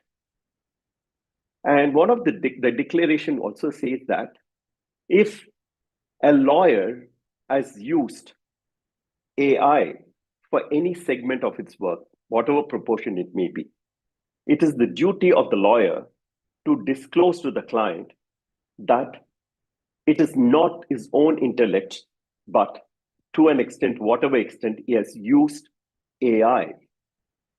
This is very, very important. The declaration was supposed to be circulated to various countries and adopted by various bar associations, which I dutifully did. I'm not sure whether it has happened or not. But the advantages of smart courts cannot be ignored. First of all, as I said, efficiency. The smart court's digital case management speeds up hearings, reduces paperwork. This means faster disposal and fewer adjournments. Kerala has set the example by establishing pilot smart courts in the High Court as well as in the magistrate courts. And it's been proved to be very, very successful. Accessibility. Virtual hearings allow litigants, even from remote villages, to attend without long travel. I need to mention an incident that occurred during the pandemic. There was a huge dispute concerning the Bangalore Metro BMRCL and a church called the All Saints Church. There are issues with respect to land acquisition as well as environmental issues of uprooting more than 115 trees. This dispute was referred by an European bank to me and to Dr. Vinay Kumar, who's former conservator of forests, to be mediator, facilitator. The church was represented by 400 odd people, and the environmental group, about 5 or 6 of them, and officials of BMRCL. It took about 8 sittings from morning till evening, entirely virtual online. And the result was extremely successful. And it is in the news that as against for more than 42,000 square meters of land, only 250 square meters of land will be acquired that goes beneath the station is going to be beneath the earth, and only 11 trees are getting uprooted. This is the magic of technology and virtual hearing. Everyone seems to be satisfied. There are cases, as a practitioner of arbitration and mediation across the border, several cases are done without me stepping out of Bangalore. As I sit as an arbitrator and with co-arbitrators in other countries and parties in different locations. Everything is done with proper case management system. The next most important thing is transparency. Orders and judgments are published online in real time in smart courts. This can eliminate few cases where there can be tampering of records, and this will also ensure public trust in the judicial system. Cost cutting is something which would bound to happen. It cut down costs of travel, cut down unnecessary paper costs, it cut down delay, which overall reduces the litigation cost, which will benefit a common man. During COVID as such, everyone knew that all the courts, most of the courts function online, including subordinate courts, as pointed out by my senior counsel, Mr. Udayola. And not only that, the Bangalore Mediation Center, now it's called the Karnataka Mediation Center, handled more than 1,000 mediations online. The mediators sitting from the house and the parties respectively to different locations. This is the magic of technology, which can be fruitfully used by the judiciary. It is not enough to have mere smart courts. We need to have smart court complexes too. That is where the e-Seva Kendras could be of great help. It can provide Wi-Fi services, access to the parties as well as the lawyers, paperless research and e-libraries, and various other facilities which can be thought of. One of the most important aspects which the Supreme Court as well as our High Court is looking at is possibility of instant translation of judgments into local languages. After all, the judiciary is meant for the people. And what is the purpose of having a language which is not going to be understood? No doubt, the language, constitutional as assured, the language of the High Court and Supreme Court has to be in English. But if it can be understood, if it can be easily translated. And this can happen in smart courts too. Smart courts are not without challenges. Digital divide, as we all been talking about. More than 50% of our population are still offline. One person told me, look at even an auto rickshaw wala is having a smartphone and is able to watch movies streaming through Netflix or so on. So it is not that easy. It is not merely having a smartphone in hand to enable someone to have an access to court proceedings. As I'll be saying that they require a little bit of digital training also in respect to how they approach the courts. And especially in the rural areas, many lawyers found it extremely difficult to participate. Even now I get complained that they don't have an access to internet, or even the internet bandwidth is very, very poor. Cybersecurity is a major concern and it will be going to be a challenge. And it is essential, sensitive data of the courts, even a judgment that is going to be released or in-camera proceedings have to be protected and from data theft or manipulation. A country like India,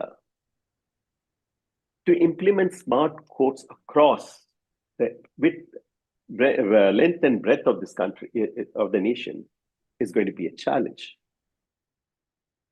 It involves humongous amount of investment, capital investment in servers, secure platforms, upgrade of software, plus maintenance and manpower to continuous maintenance. And 7,500 crores that is deployed in the third phase is not enough. We can't try to imitate what China does. But in our own way, we can make slow steps, but slow and steady steps. Change is often resisted. Some judges, as well as lawyers, feel very comfortable with traditional system of court proceedings. But resistance slows down technology, adaptation of technology. So change, we need to understand, is something which should be accepted for the overall good of the nation. When we talk about digital divide, there's also exclusion. As I pointed out, 91% of the disputants do not come within, knock the doors of the courts or lawyers. Recently, I gave a talk at the Supreme Court Bar Association when I tried to recommend mediation should be used, and lawyers should automatically, every advocates association should set up a mediation center or kiosk and support pre-litigation mediation without burdening the court. I was challenged by the then bar president. He said, no, you're going to take away the work away from the lawyers. One simple question I asked, hypothetically, if I owe a sum of about 5,000 or 10,000 to that said lawyer, and I don't pay it, will he file a case? He said no. But if the same 5,000 or 10,000 dispute is referred to a young grad person who passed out of law school, who is trained in mediation, is it possible, will you give a try and pay him a fee of 500 or 1,000 rupees for the 5,000? He said yes. So we need to understand that there is an exclusion. But if smart courts come in a way and try to help these small parties, small disputes, imagine there may be a maid in her house who is abused by her husband. Can she go and spend her time in a family court, leaving the work? She may be a daily worker, or give up the work and fight in litigation in the court. We don't seem to understand the problem of a common man. Justice should be accessible, and that's where smart courts can play a very, very important role. The Honorable Supreme Court even contemplated evening courts without disturbing the entire things, the process. Smart courts can facilitate evening courts at convenience of parties and lawyers. Much have been said very elaborately and very effectively about global perspective about smart courts by Justice Suraj Govindraj. I'm not going to say much about other countries because he's already covered it. I will simply dwell upon the thoughts of two organizations. One is the European Union, and second, the United Nations. The European Union is very, very skeptical about use of artificial intelligence. They are very conscious about, the use of ethics and access and safeguards and rule of law. Its new AI Act calls AI as a high-risk application, which requires strict oversight, transparency, and most important, human accountability, which the learned speakers, Mr. Udayawala as well as Justice Govindraj said. Without human accountability, without human intervention, let us not even think of having any smart code. The European Union also has invested huge sums of money in e-justice platforms. This to help cross-border litigation, and they have used what is called the e-codex, which allows electronic communication of courts between one country and another country, recognition of e-signatures, document transfers across member states. So it balances rule of law and safeguards and ensure technology does not erode and undermine justice. The United Nations, through the United Nations Commission on International Trade Law, UNCITRAL, has not done anything directly on smart courts. However, two or three acts of it gains a lot of importance and be relevant to smart courts. In 2024, UNCITRAL adopted the model law on automated contracting aimed at overcoming legal obstacles to automation, while ensuring technology neutrality and legal certainty. The same principle would be applicable as and when smart courts are implemented around the world. UNCITRAL's Working Group 2 is currently drafting rules on technology-related dispute resolution, trying to bring a balance between innovation and the due process of law. Further, the Singapore Convention on Mediation, Settlement of Mediation, encourages online dispute resolution. It recognizes e-signatures. All the contract can be signed electronically.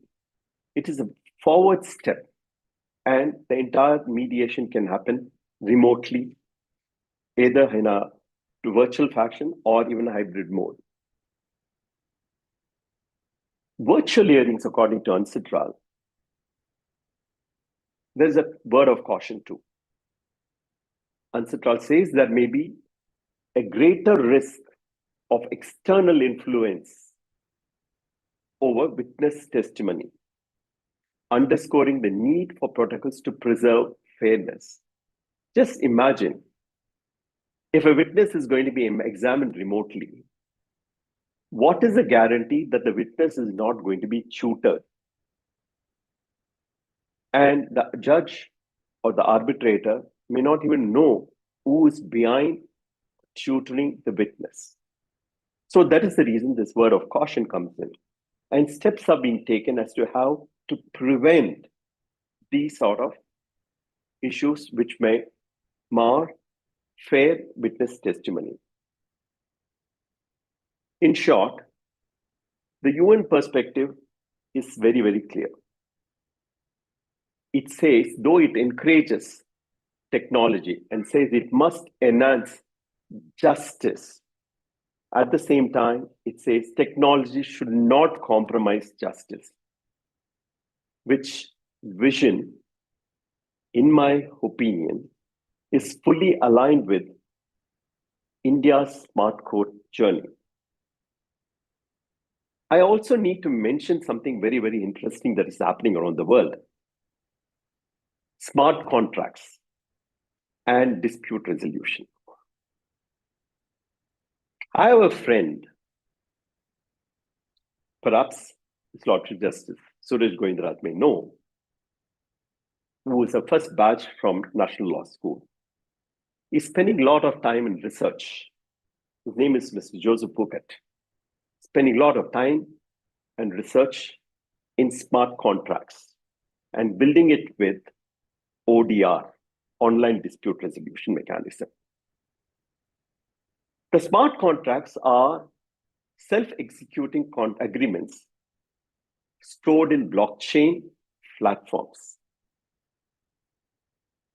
where an outcome or outcomes are automatically triggered once certain conditions are met.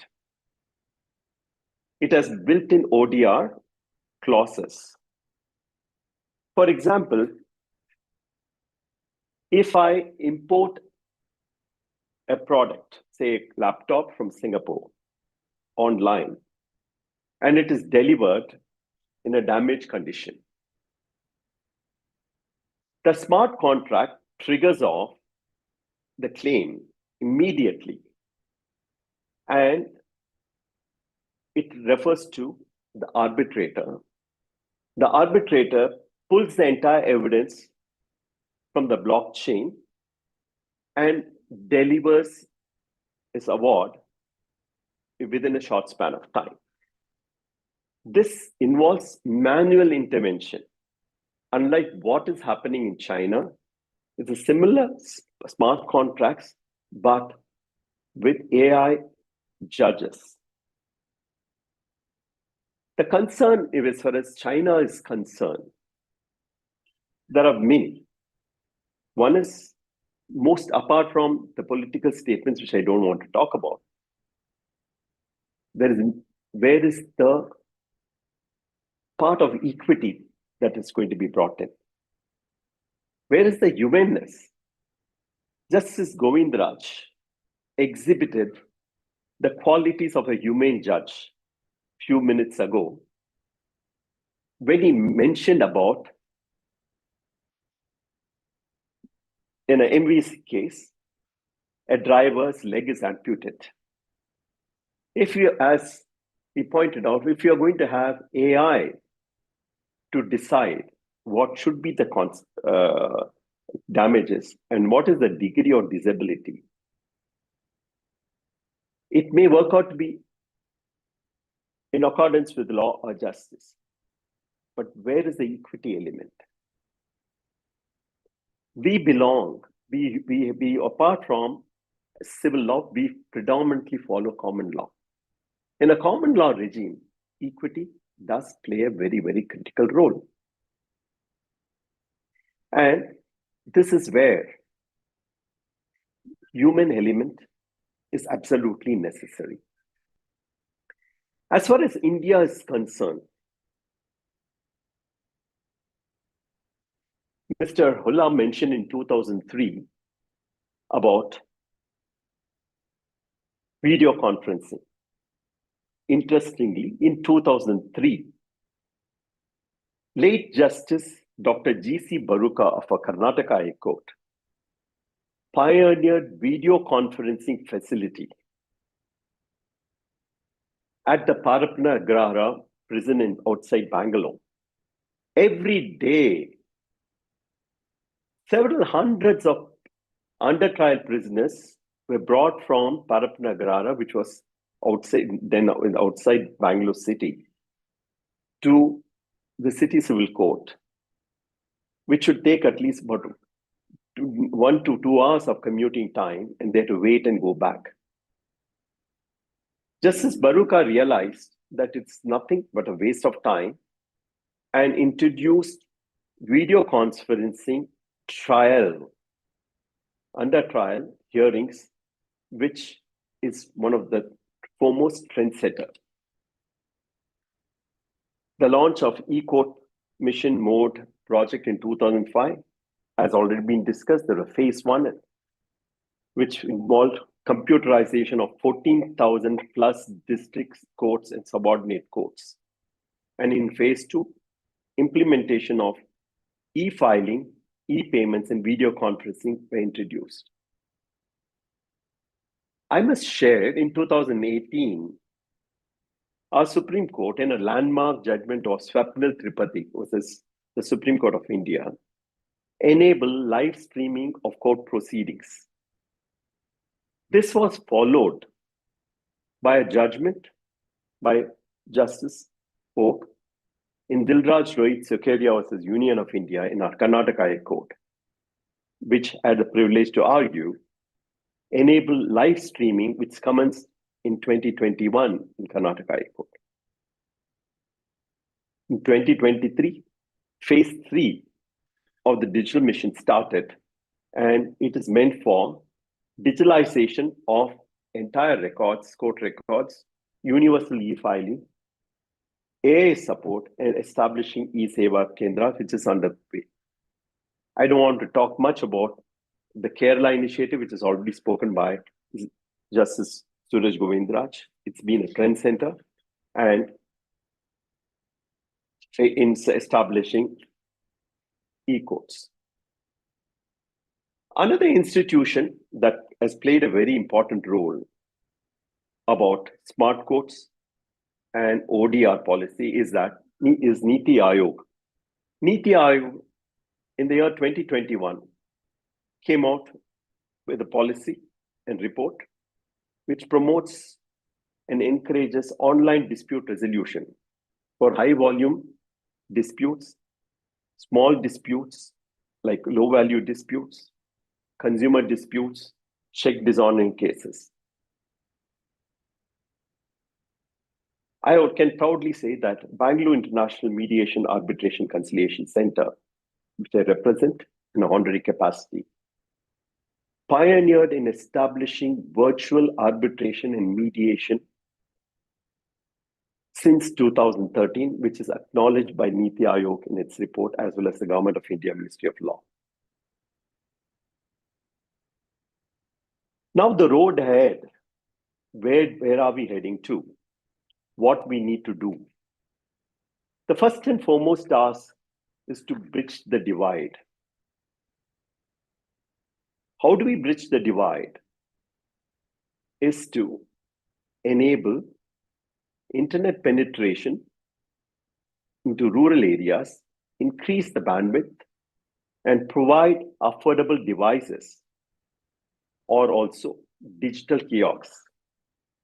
This will ensure that litigants poor or in remote villages, small towns, are not excluded from the judicial system. Cybersecurity, as already pointed out by Justice Govindraj, is very, very important to prevent hacking and data thefts. Above all, training is a must. As rightly pointed out, training should be imparted by law schools. And it's not only law schools, by various engineering colleges and institutions and skills centers at low cost or no cost for lawyers and the public. Bar Association can take a lead, respective Bar Association can take a lead in providing these trainings. And law needs to be updated. No doubt, there's a recognition for digital signatures and electronic evidences.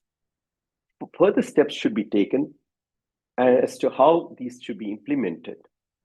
ODR awards should be given effect to.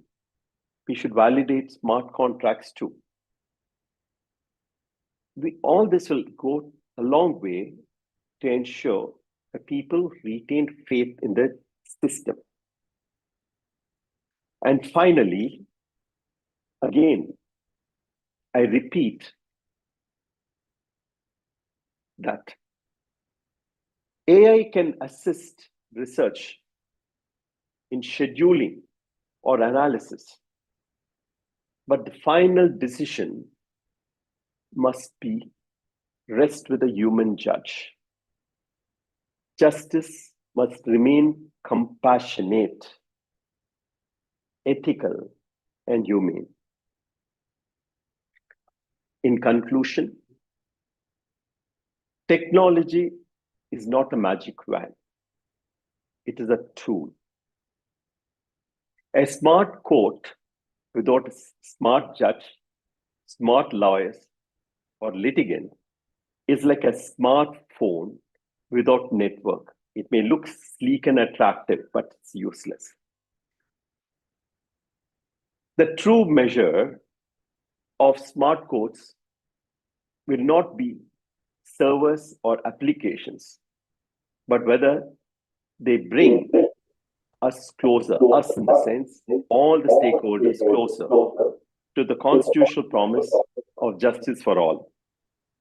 As someone privileged to sign the UN Declaration, I feel as a personal duty to ensure India not only adopts smart courts, but becomes a global leader in ethical, inclusive, people-centric justice.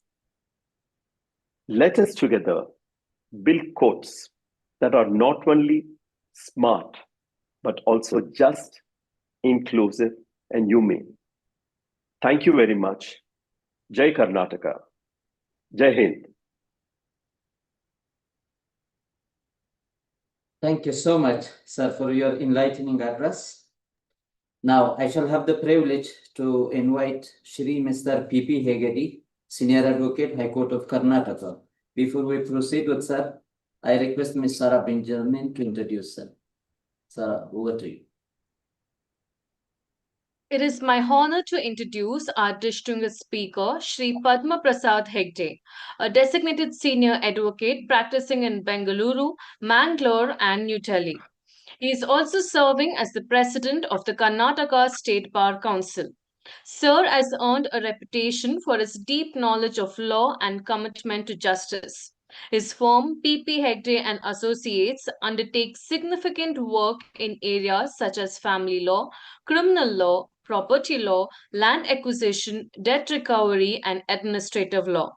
He was admitted to the bar in 1993 with the Karnataka Bar Council and over the years has demonstrated leadership not just in courtrooms but also in legal institutional work. As president of the Karnataka State Bar Council, he has led several initiatives, including actions to ensure legal practitioners adhere to professional standards and to address issues of fake or unqualified practitioners. In recognition of his advocacy skills, Sir was recently promoted to the rank of seaman to his professional eminence. His opinions are sought in complex legal matters, both at the state and national levels. He has appeared in numerous cases and is respected for his clarity, ethical standards, and balanced approach. We are privileged to have with us a speaker who embodies both the practice and the governance of law, someone who bridges advocacy, institutional responsibility, and public service. Please join me in extending a warm and respectful welcome to PP Hegde, sir, our distinguished speaker for the day. Thank you. Thank you, Sarah. Good evening, my dear friends. My dear friend, Dr. Benjamin from the University of Mysore, Srinivas, from the department and all the persons in charge, staff and members of the Department of Law in Mysore, Honorable Justice Suraj Govindaraj, who has guided us with this great experience, and he has been pioneering this digital path in Karnataka and also in our country. And he hardly uses the hard papers, only the soft copies in the courts. And many times we advocates, we feel we are lagging behind. And we are happy that our real guru in the profession, senior advocate Sri Uday Holla, who has been ideal to all of us. And in fact, I should say, he's not only a teacher for all of us, but if I see all of us, I feel he's the youngest of all of us, because he started taking the not only the computers, as Sri Justice Govindaraj just now said, in his office, started with the computerization of the office, which was unheard of. Probably some youngsters would have even, others would have thought that this is not for the future. This is something, a new idea. Not only that, he was probably the first person who takes the laptop with him always, and all the records will be with him. And he is the first person probably who has digitalized all the case laws, all the important decisions, and readily available. In fact, even many of the honorable judges would ask for Sri Uday Holla about the propositions of law, because not only his memory is great, but also everything is also fed into the computer. So he has practically and properly digitalized, and we are grateful that he has given his innovative thoughts, which are for the future. And also the distinguished speakers of this now the evening, all of them, I am grateful to each one of you for being present here and giving an opportunity. My dear friends, we have heard from the judiciary, we have heard from the leaders of the bar. As a practitioner, I would only say the digitalization has long back started. And this has, in fact, made the life of an advocate, from the perspective of an advocate, much easier. I would remember earlier, and practicing advocate who is in the litigation would hardly take any leave, even for a family function or even when there is a condolence. But now, because of the digitalization, even in times of distress and where he has to travel outside, he can appear in all the courts. This, even in my college days, I could not have dreamt that this is going to come. I remember the days, my dear friends, when during COVID times, when the Honorable High Court of Karnataka, through the then Chief Justice Woka, opened the courts digitally to everybody. At that time, as Sri Uday Holla sir remembered it just now, I remember some of the judges would say from the bench, virtually sitting, please open. They would say, please open and please join. Judges themselves calling us and saying, open and you start speaking. And please join. This itself is like, I was thinking that the justice has really come to the doorsteps now. Judges are calling us to start our submissions virtually. And many times, at that time, the judgments were being immediately uploaded, orders were being sent, and many times these soft copies were immediately sent to the jail authorities for release of the prisoners who were granted bail. This itself was a great transformation. And virtual courts have now become the reality to some extent, and to a larger extent, it's indispensable. As Justice Suraj Govindaraj just now said, as far as the advocates are concerned, we are now able to appear in multiple courts at a time. We appear in the Harvard bench and also in Bangalore court, sitting in our office, and we are able to appear in many number of courts. And in Karnataka, the utilization of the digital courts is the most, and the advocates have welcomed it. There is absolutely no protest or opposition by the advocates. The learning process is on. And we have the best of the judges. Many of the judges are completely paperless. Even the present Honorable Chief Justice is paperless in Kotal number 1. So that inspires all of us. And as far as the classrooms are concerned for the future, we should, many students I have seen, the law interns, they start with the laptops, everything is soft. So the digital library is with the students. So I feel a brighter future. Evidence of the witness is also being taken. And I was saying earlier, a decade ago, or 2 or 3 decades ago, when a hardened criminal is being produced before the courts, he had to be accompanied with so much of police force. Now that is stopped.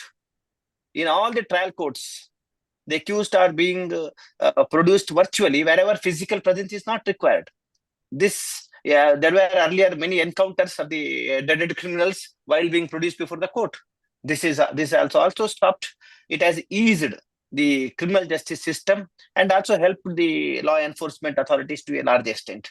Recently, the Delhi Lieutenant Governor issued a notification pursuant to the amendment in the BNSS that the police station should be designated as the seat of recording evidence. This was, of course, opposed by the lawyers. This was basically on the ground that is the police station is the seat of recording evidence virtually. Then a fairness will be lost because witnesses may be fearing to speak the truth because it is the police station. Apart from that, there was no objection. I feel later on, however, that notification has now been withdrawn.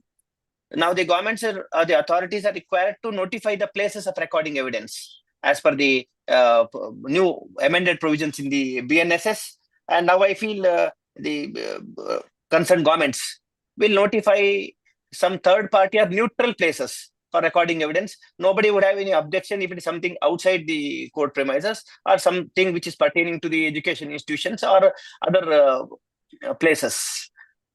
Now, recording of evidences through virtual mode also helps in speedy disposal, and also the witnesses can adjust their life, manage their life accordingly. Otherwise, many times we have seen, especially in the criminal courts, witnesses come and wait for hours together, and at the end of the day, cases are being adjourned.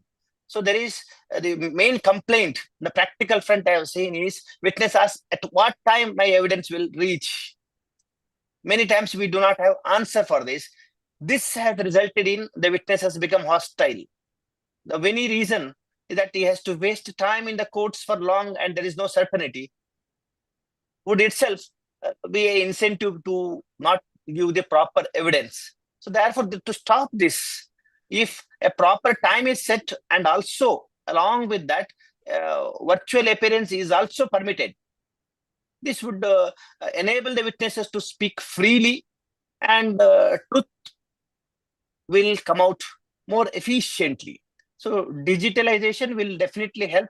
As far as the pathway for the future is concerned, I feel the future is bright. Only thing is we should be aware and that there will maybe some misuse. What I feel now is one thing is we speak of digital courts. We see a rampant cybercrime pertaining to digital arrest and siphoning of the funds in the guise of digital arrest, etc. People should be more aware of this, are required to be educated about this. And I feel where these number of cases or cyber cases are more and more, number of criminal cases pertaining to cyber case is more than the regular cases. So this, to some extent, we should be careful on this front. But digital world is in fact the future, and the courts have been digitalized. And we have the earlier, each of the bar associations would come and request the bar council for funds for setting up the libraries. Now, nobody is asking for the library. They are asking for e-libraries. In fact, I feel our mobile itself is the e-library. Only thing is advocates must be able to use it. I feel to some extent, we advocates are not the advocates are not properly utilizing it, because we are more into other social forums like Facebook and WhatsApp, etc. But at the same time, I feel once the advocates start using it properly, it will also help the court system in rendering the justice effectively. And earlier the system was that an advocate's office should be filled with the books and books. Now I feel many times I also question myself, when did I open the book last time? Because every time we open the digital world, we don't rely or go to the hard books. So the future is digital. Future is everything is will be E. That's why E courts in the same thing. I feel the future is E lawyers. And e-students have already coming up. So we have to keep pace with the development of technology. One thing I feel, my distinguished speakers here and the honorable friends, that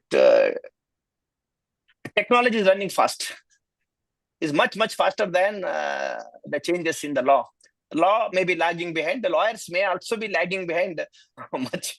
And my only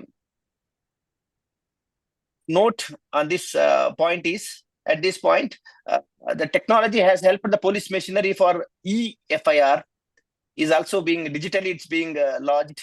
And in the High Court of Karnataka, I'm very happy that e-payments are allowed. It's helping even the advocates and the clerks to make the payments. Of course, lawyers, we are also used to e-payments now.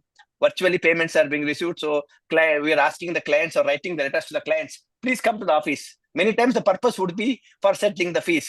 So that's also is not there now. Many times the Google Pay helps all of us. So the life has become very easier with the technology. In fact, I started, the life of the advocate has become more easier. I asked a question to myself many times. We are at the very office space, and in our office we sit and argue the cases. And as Honorable Shri Udayawalaji just now said, when Justice Suraj Govindra sits at 6 till 7 without any coffee, without any break. And many of the honorable judges are, because of the workload, they have to sit till 6 p.m., 7 p.m., etc. Sometimes I ask a question. Now, advocates, we are used to this form of continuous appearances from the office. I have not seen any honorable judge sitting at his home and doing the virtual hearings. They may have to come probably that the honorable judges also utilize it.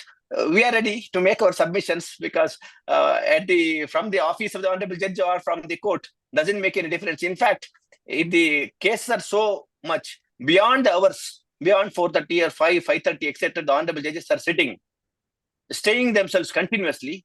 I humbly feel the best way is the honorable judges shift themselves either to their office or to the chambers or to their home, and they do the hearings, so that we are also concerned with the good health of the honorable judges. This will help in more efficient dispensation of justice. And one more, my thought, we have started the live telecast of the Karnataka High Court, of all the High Courts. Live telecast has been there and virtually available. Now we are percolating from the Supreme Court down to the Honorable High Courts, and down we have to now go to the district courts. So the courts really become open. Everything becomes transparent. Faith of the people with the courts has become more now. It's because people know what's happening in the courts. On a experiment basis, I suggest, because we have Honorable Justice Suraj Govindaraj, we utilize this opportunity, who is in fact has been pioneering everything new things, innovations here. So we may have to start on experimental basis, at least in some of the districts, that the proceedings of the district courts, at least some of the district courts, become live, so that people are able to see and participate. Of course, in the initial days, everything becomes interesting. Now I feel there is no such rush to log in by the people. Of course, some of the bytes will be used in the YouTube. This will be there for some time. The interest will also stop later, but it becomes easier for people to log in and watch. And that's how this process educates the people. And we advocates sit in the courts and we are educated. Many times we now sit in our chambers, we watch the proceedings of the Supreme Court and other honorable judges of the High Court sitting at the office, and the education continues. So in the digitalization process, our education, our training is a continuous process. This should now be available even for the taluk and district courts being opened up with their publishing the live telecast. With these words, my conclusion is digitalization cannot be stopped. Digitalization and digital world will move fast. Virtual courts and virtual appearances will be an instrument in our country for fast and speedy delivery of justice. And the moment we are able to achieve more than the other countries, we achieve the best in the e-court system in our country, that will help our country to become the superpower in the world. That's all our dreams, and to give justice and render justice to everybody. In Karnataka, there has been a lot of achievement, the greatest achievement, and we're happy for convening this conference virtually. Thank you, everybody. Just to answer two things that were raised by Mr. PP Hegde and Mr. Thiruvengadam. Insofar as AI is concerned, we are experimenting with Jana.ai as regards use of the AI for the purpose of bookmarking and administrative activities. And insofar as the district courts are concerned, that Mr. Hegde raised, 410 courts will be digital courts very shortly. The equipment is already installed. V console will be used. There's a distinction of live streaming and YouTube recording. If live streaming, all the courts in High Court of Karnataka are live streamed because V console is available. Anybody can log in as a public and watch the proceedings. YouTube, only few courts are being the proceedings which are being uploaded because of the security, etc. The 410 digital courts which will be there as V console, again, even the general public and the media could log in and watch the proceedings. Even students could log into the proceedings. It could be for the university and the colleges to identify where good cases are going on, which could be educative, as you rightly pointed out, where the students and lecturers could also log in and watch the court proceedings, either in the High Court or the trial court. It could be a cross-examination. It would be live. So they could watch the cross-examination sitting in class. It could be a final argument in a sessions matter, which could be watched sitting in classroom. Those are things where there'll have to be a little proactivism on the colleges, not the university, on the colleges, to identify which are the matters which are going on and to ascertain and make available resources for the purpose of logging on and watching those proceedings. These 410 courts are digital. V console will be installed there. They'll be live streamed very shortly. Many of them are already live streamed. The rest will also be. Yeah, we're thankful, very thankful. Thank you so much, Thank you. Your Lordship, for insightful reflections, and thank you, Sir PP Hegde. Now, I shall request Shri Mr. V Raguraman, Senior Advocate, High Court of Karnataka, to address the participants. Before we proceed with Sir, I may request Ms. Sarah Benjamin to introduce Sir, and we shall proceed. It is my privilege to introduce our distinguished speaker, Shri V Raguraman, a designated senior advocate with an exceptional academic and professional background. Raguraman sir is a rare combination of legal and financial expertise. Being a chartered accountant, cost accountant, and company secretary, having passed all three professional courses with distinction. His academic journey is marked by excellence. He stood first rank in BCom from Bangalore University, secured All India 38th rank in CA Inter and 24th rank in CA Final, as well as second rank in ICWA Inter and 25th rank in ICWA Final. With over 35 years of professional experience, Sir has built a stellar career, first as a chartered accountant and later as an advocate. He regularly appears before the Supreme Court of India, various high courts and tribunals, specializing in taxation and foreign exchange matters where his expertise is widely respected. Beyond his practice, he is a prolific academic contributor, having addressed more than 500 seminars and symposiums across India, sharing his insights with students, professionals, and practitioners.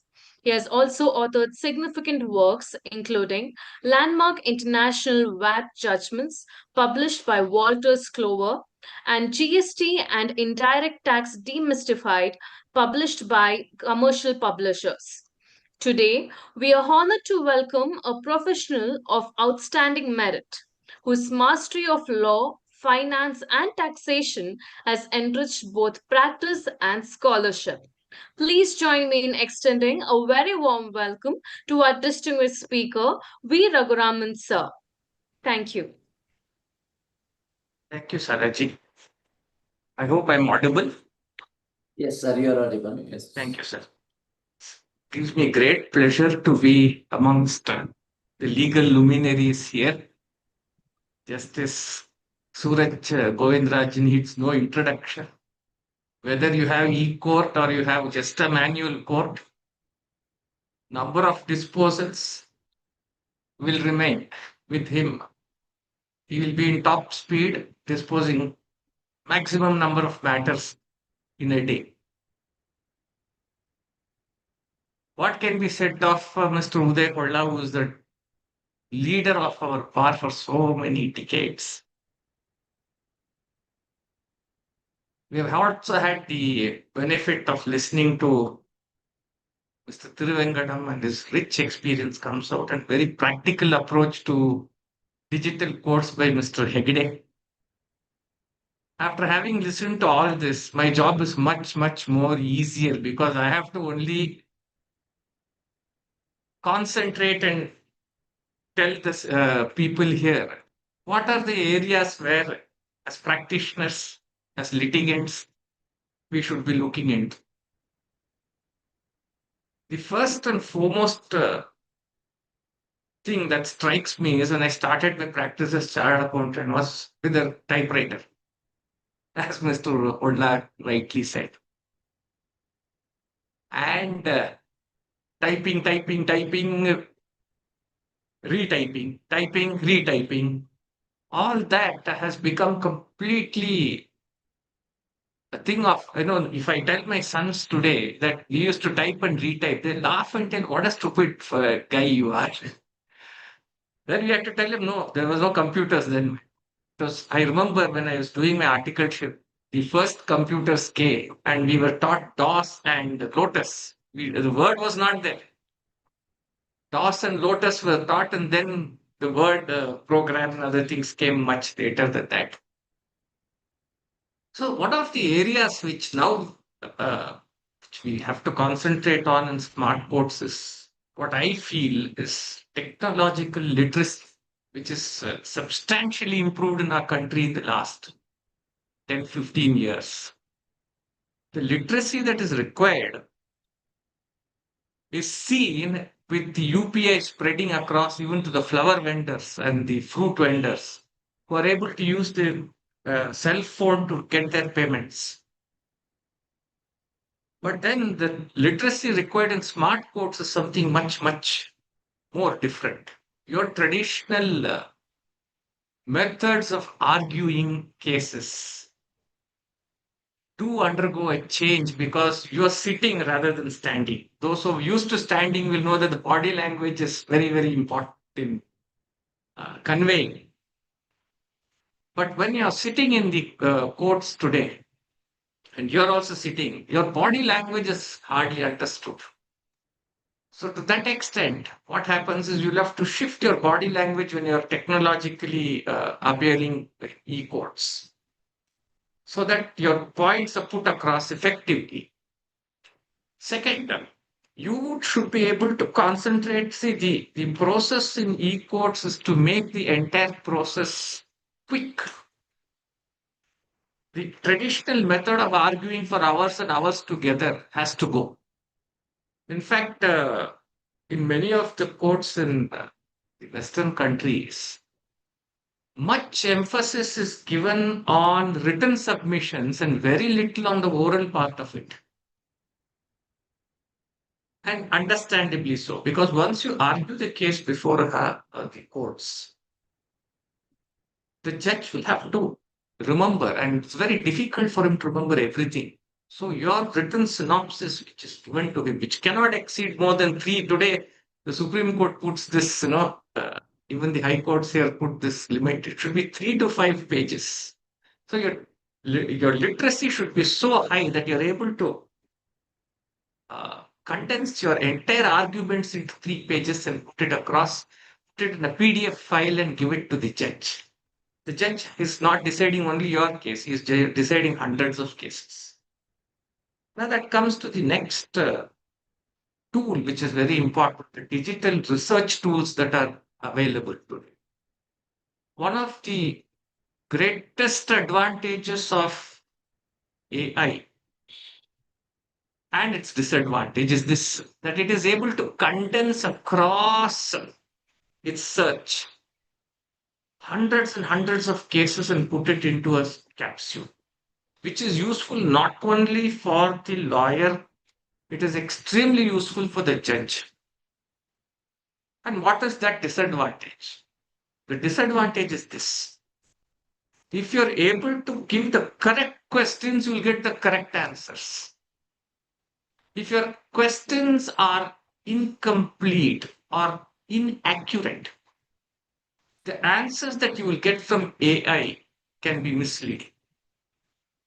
This is a very, very important aspect that has to be taken into consideration, not only by those who are who do legal research, assistants who do the case law searches, but even the judges who actually go into the AI and try to get out all the information that is available on a particular subject. Where we find AI like Gemini or even ChatGPT really not, able to narrow in, is because your questions that you put are not accurate.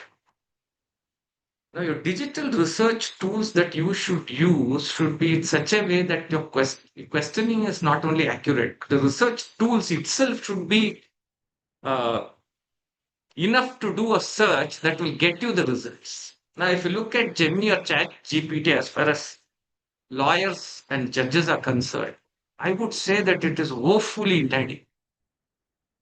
The reason I'm sorry to be a tamper in these proceedings, but I have done the searches myself as a senior to see how this actually works, and I find that if you, for example, you give a famous case, any case that has been argued in India, just put it out into the ChatGPT and Gemini AI, and you will find interesting results coming out.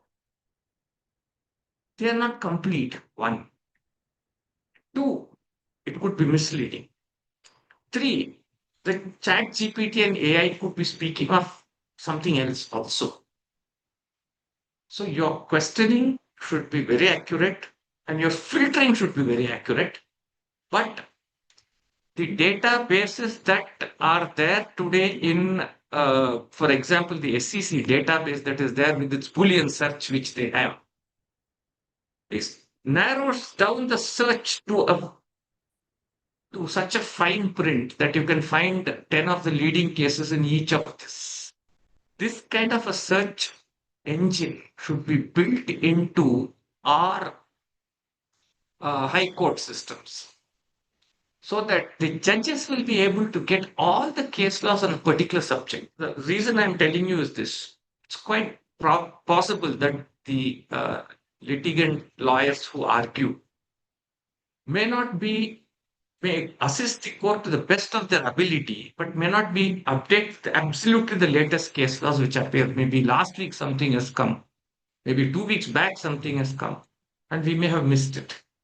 Now, this is an area where I find that if your artificial intelligence can catch the data and put it there, it will be of immense help to the judges because they will not be reliant only on the arguments of the counsels on a particular subject matter at that point of time.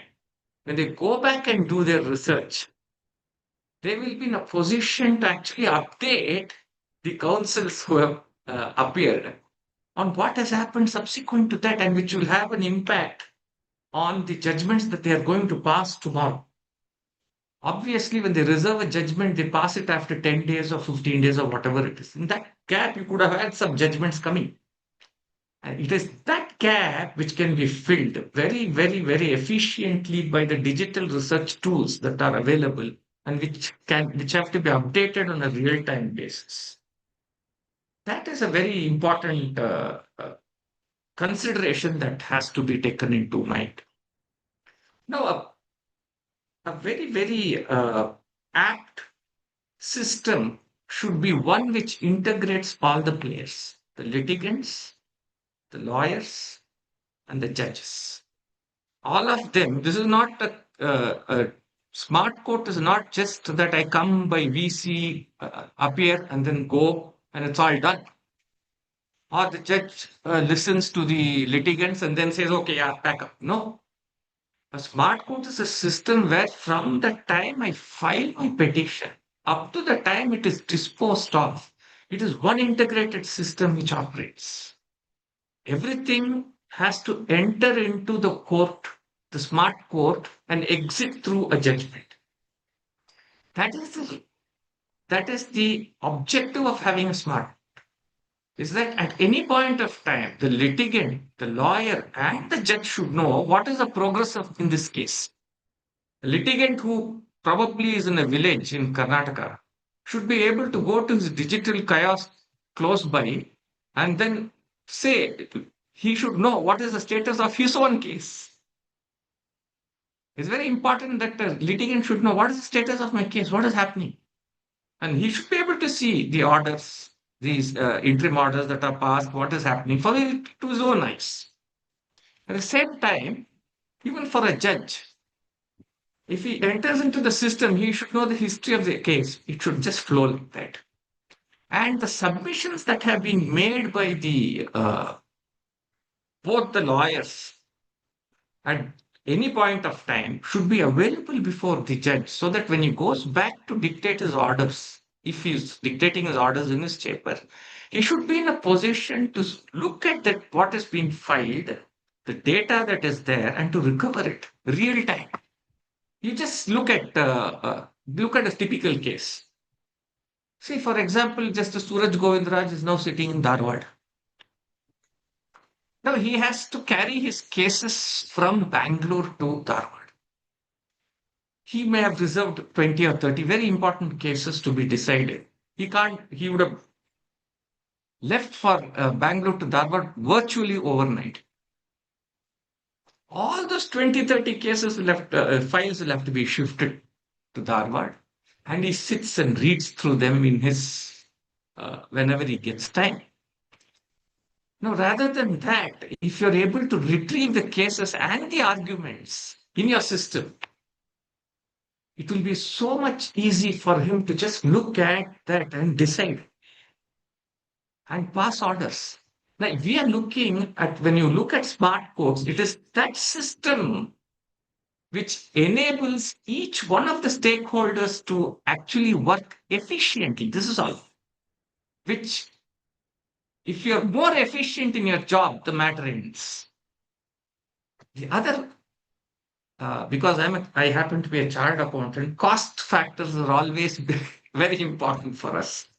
What I mean by cost is, let me tell you, cost of litigation in India is not even 1/100th of the cost of litigations in the Western countries. That is the truth.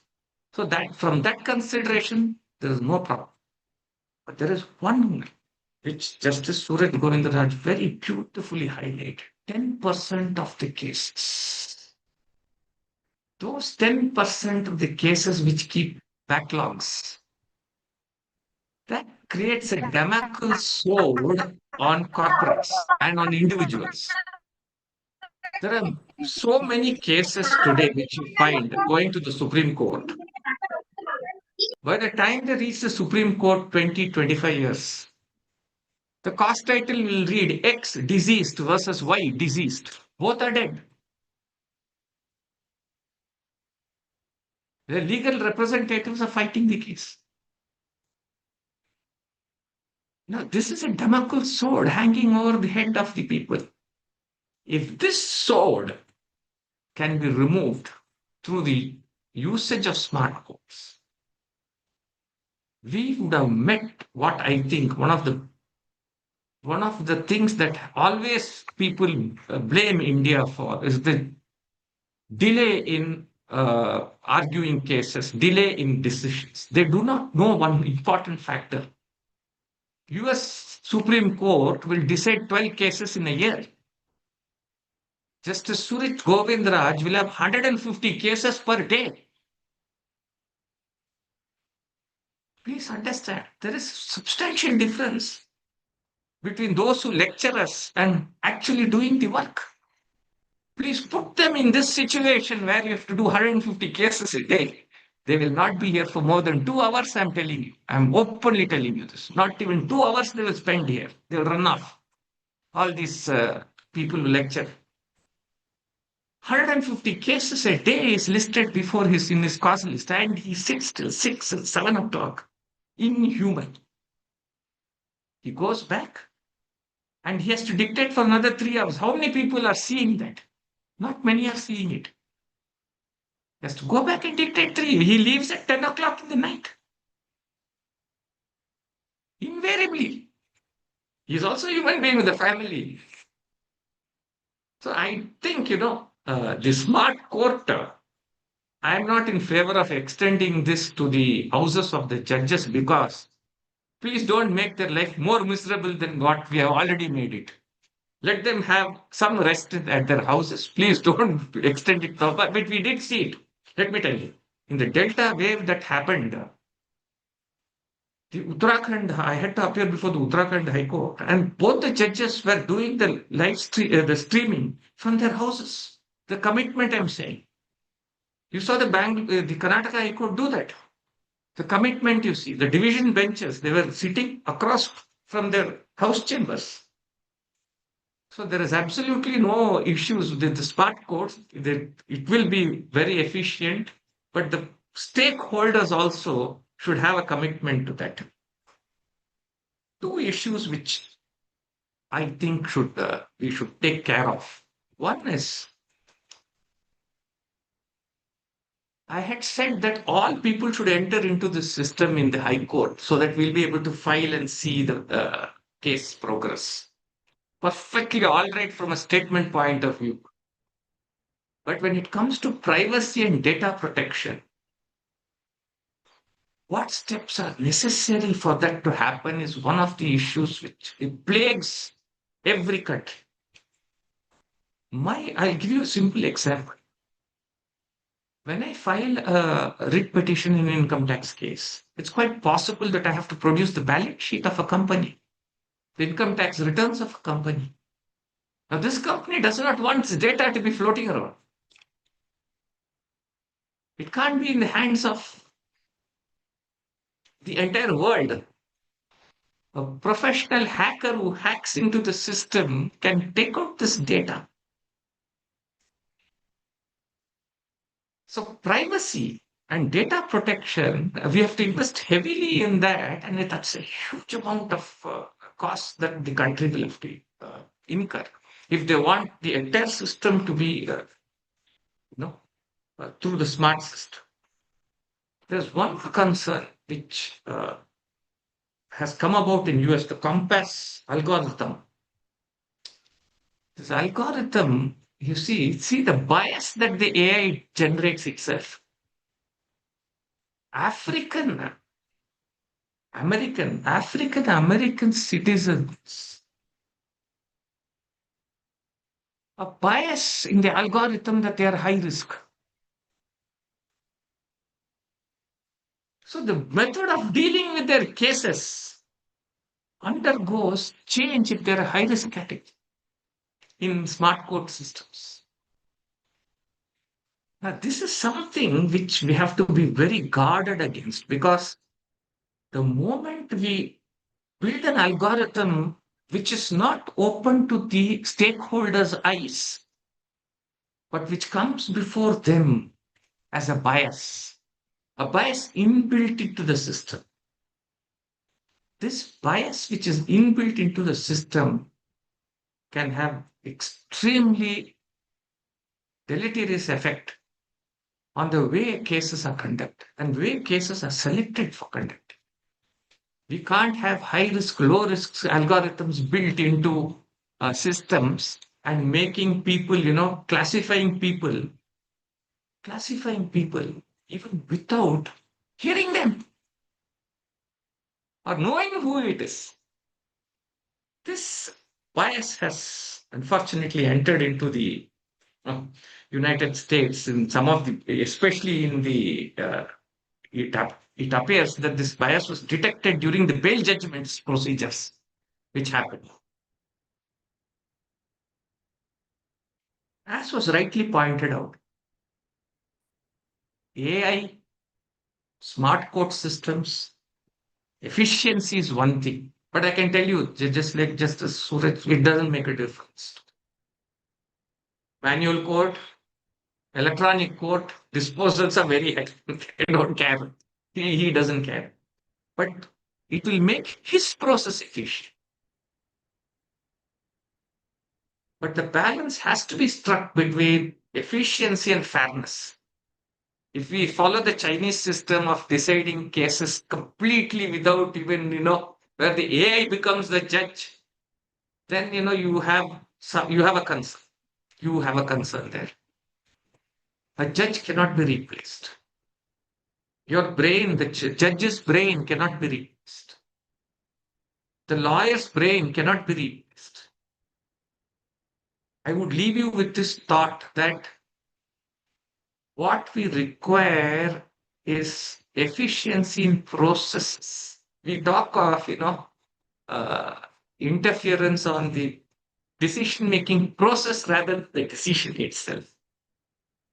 AI, all your algorithms, all your softwares, everything is written as a tool to justice delivery system. It doesn't replace any of these stakeholders. Stakeholders remain. The stakeholders are human beings, living beings, properties where emotions are attached. So therefore, any system which is built in can improve your process, but cannot substitute your decision making. With this, I would thank the Mysore University and its organizers for inviting me to share a few thoughts on smart court system. I deeply thankful to all the organizers. Thank you very much. Stop the live.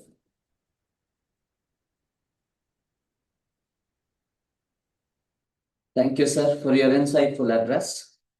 With this, we arrive to the concluding part of today's webinar. I take the privilege inviting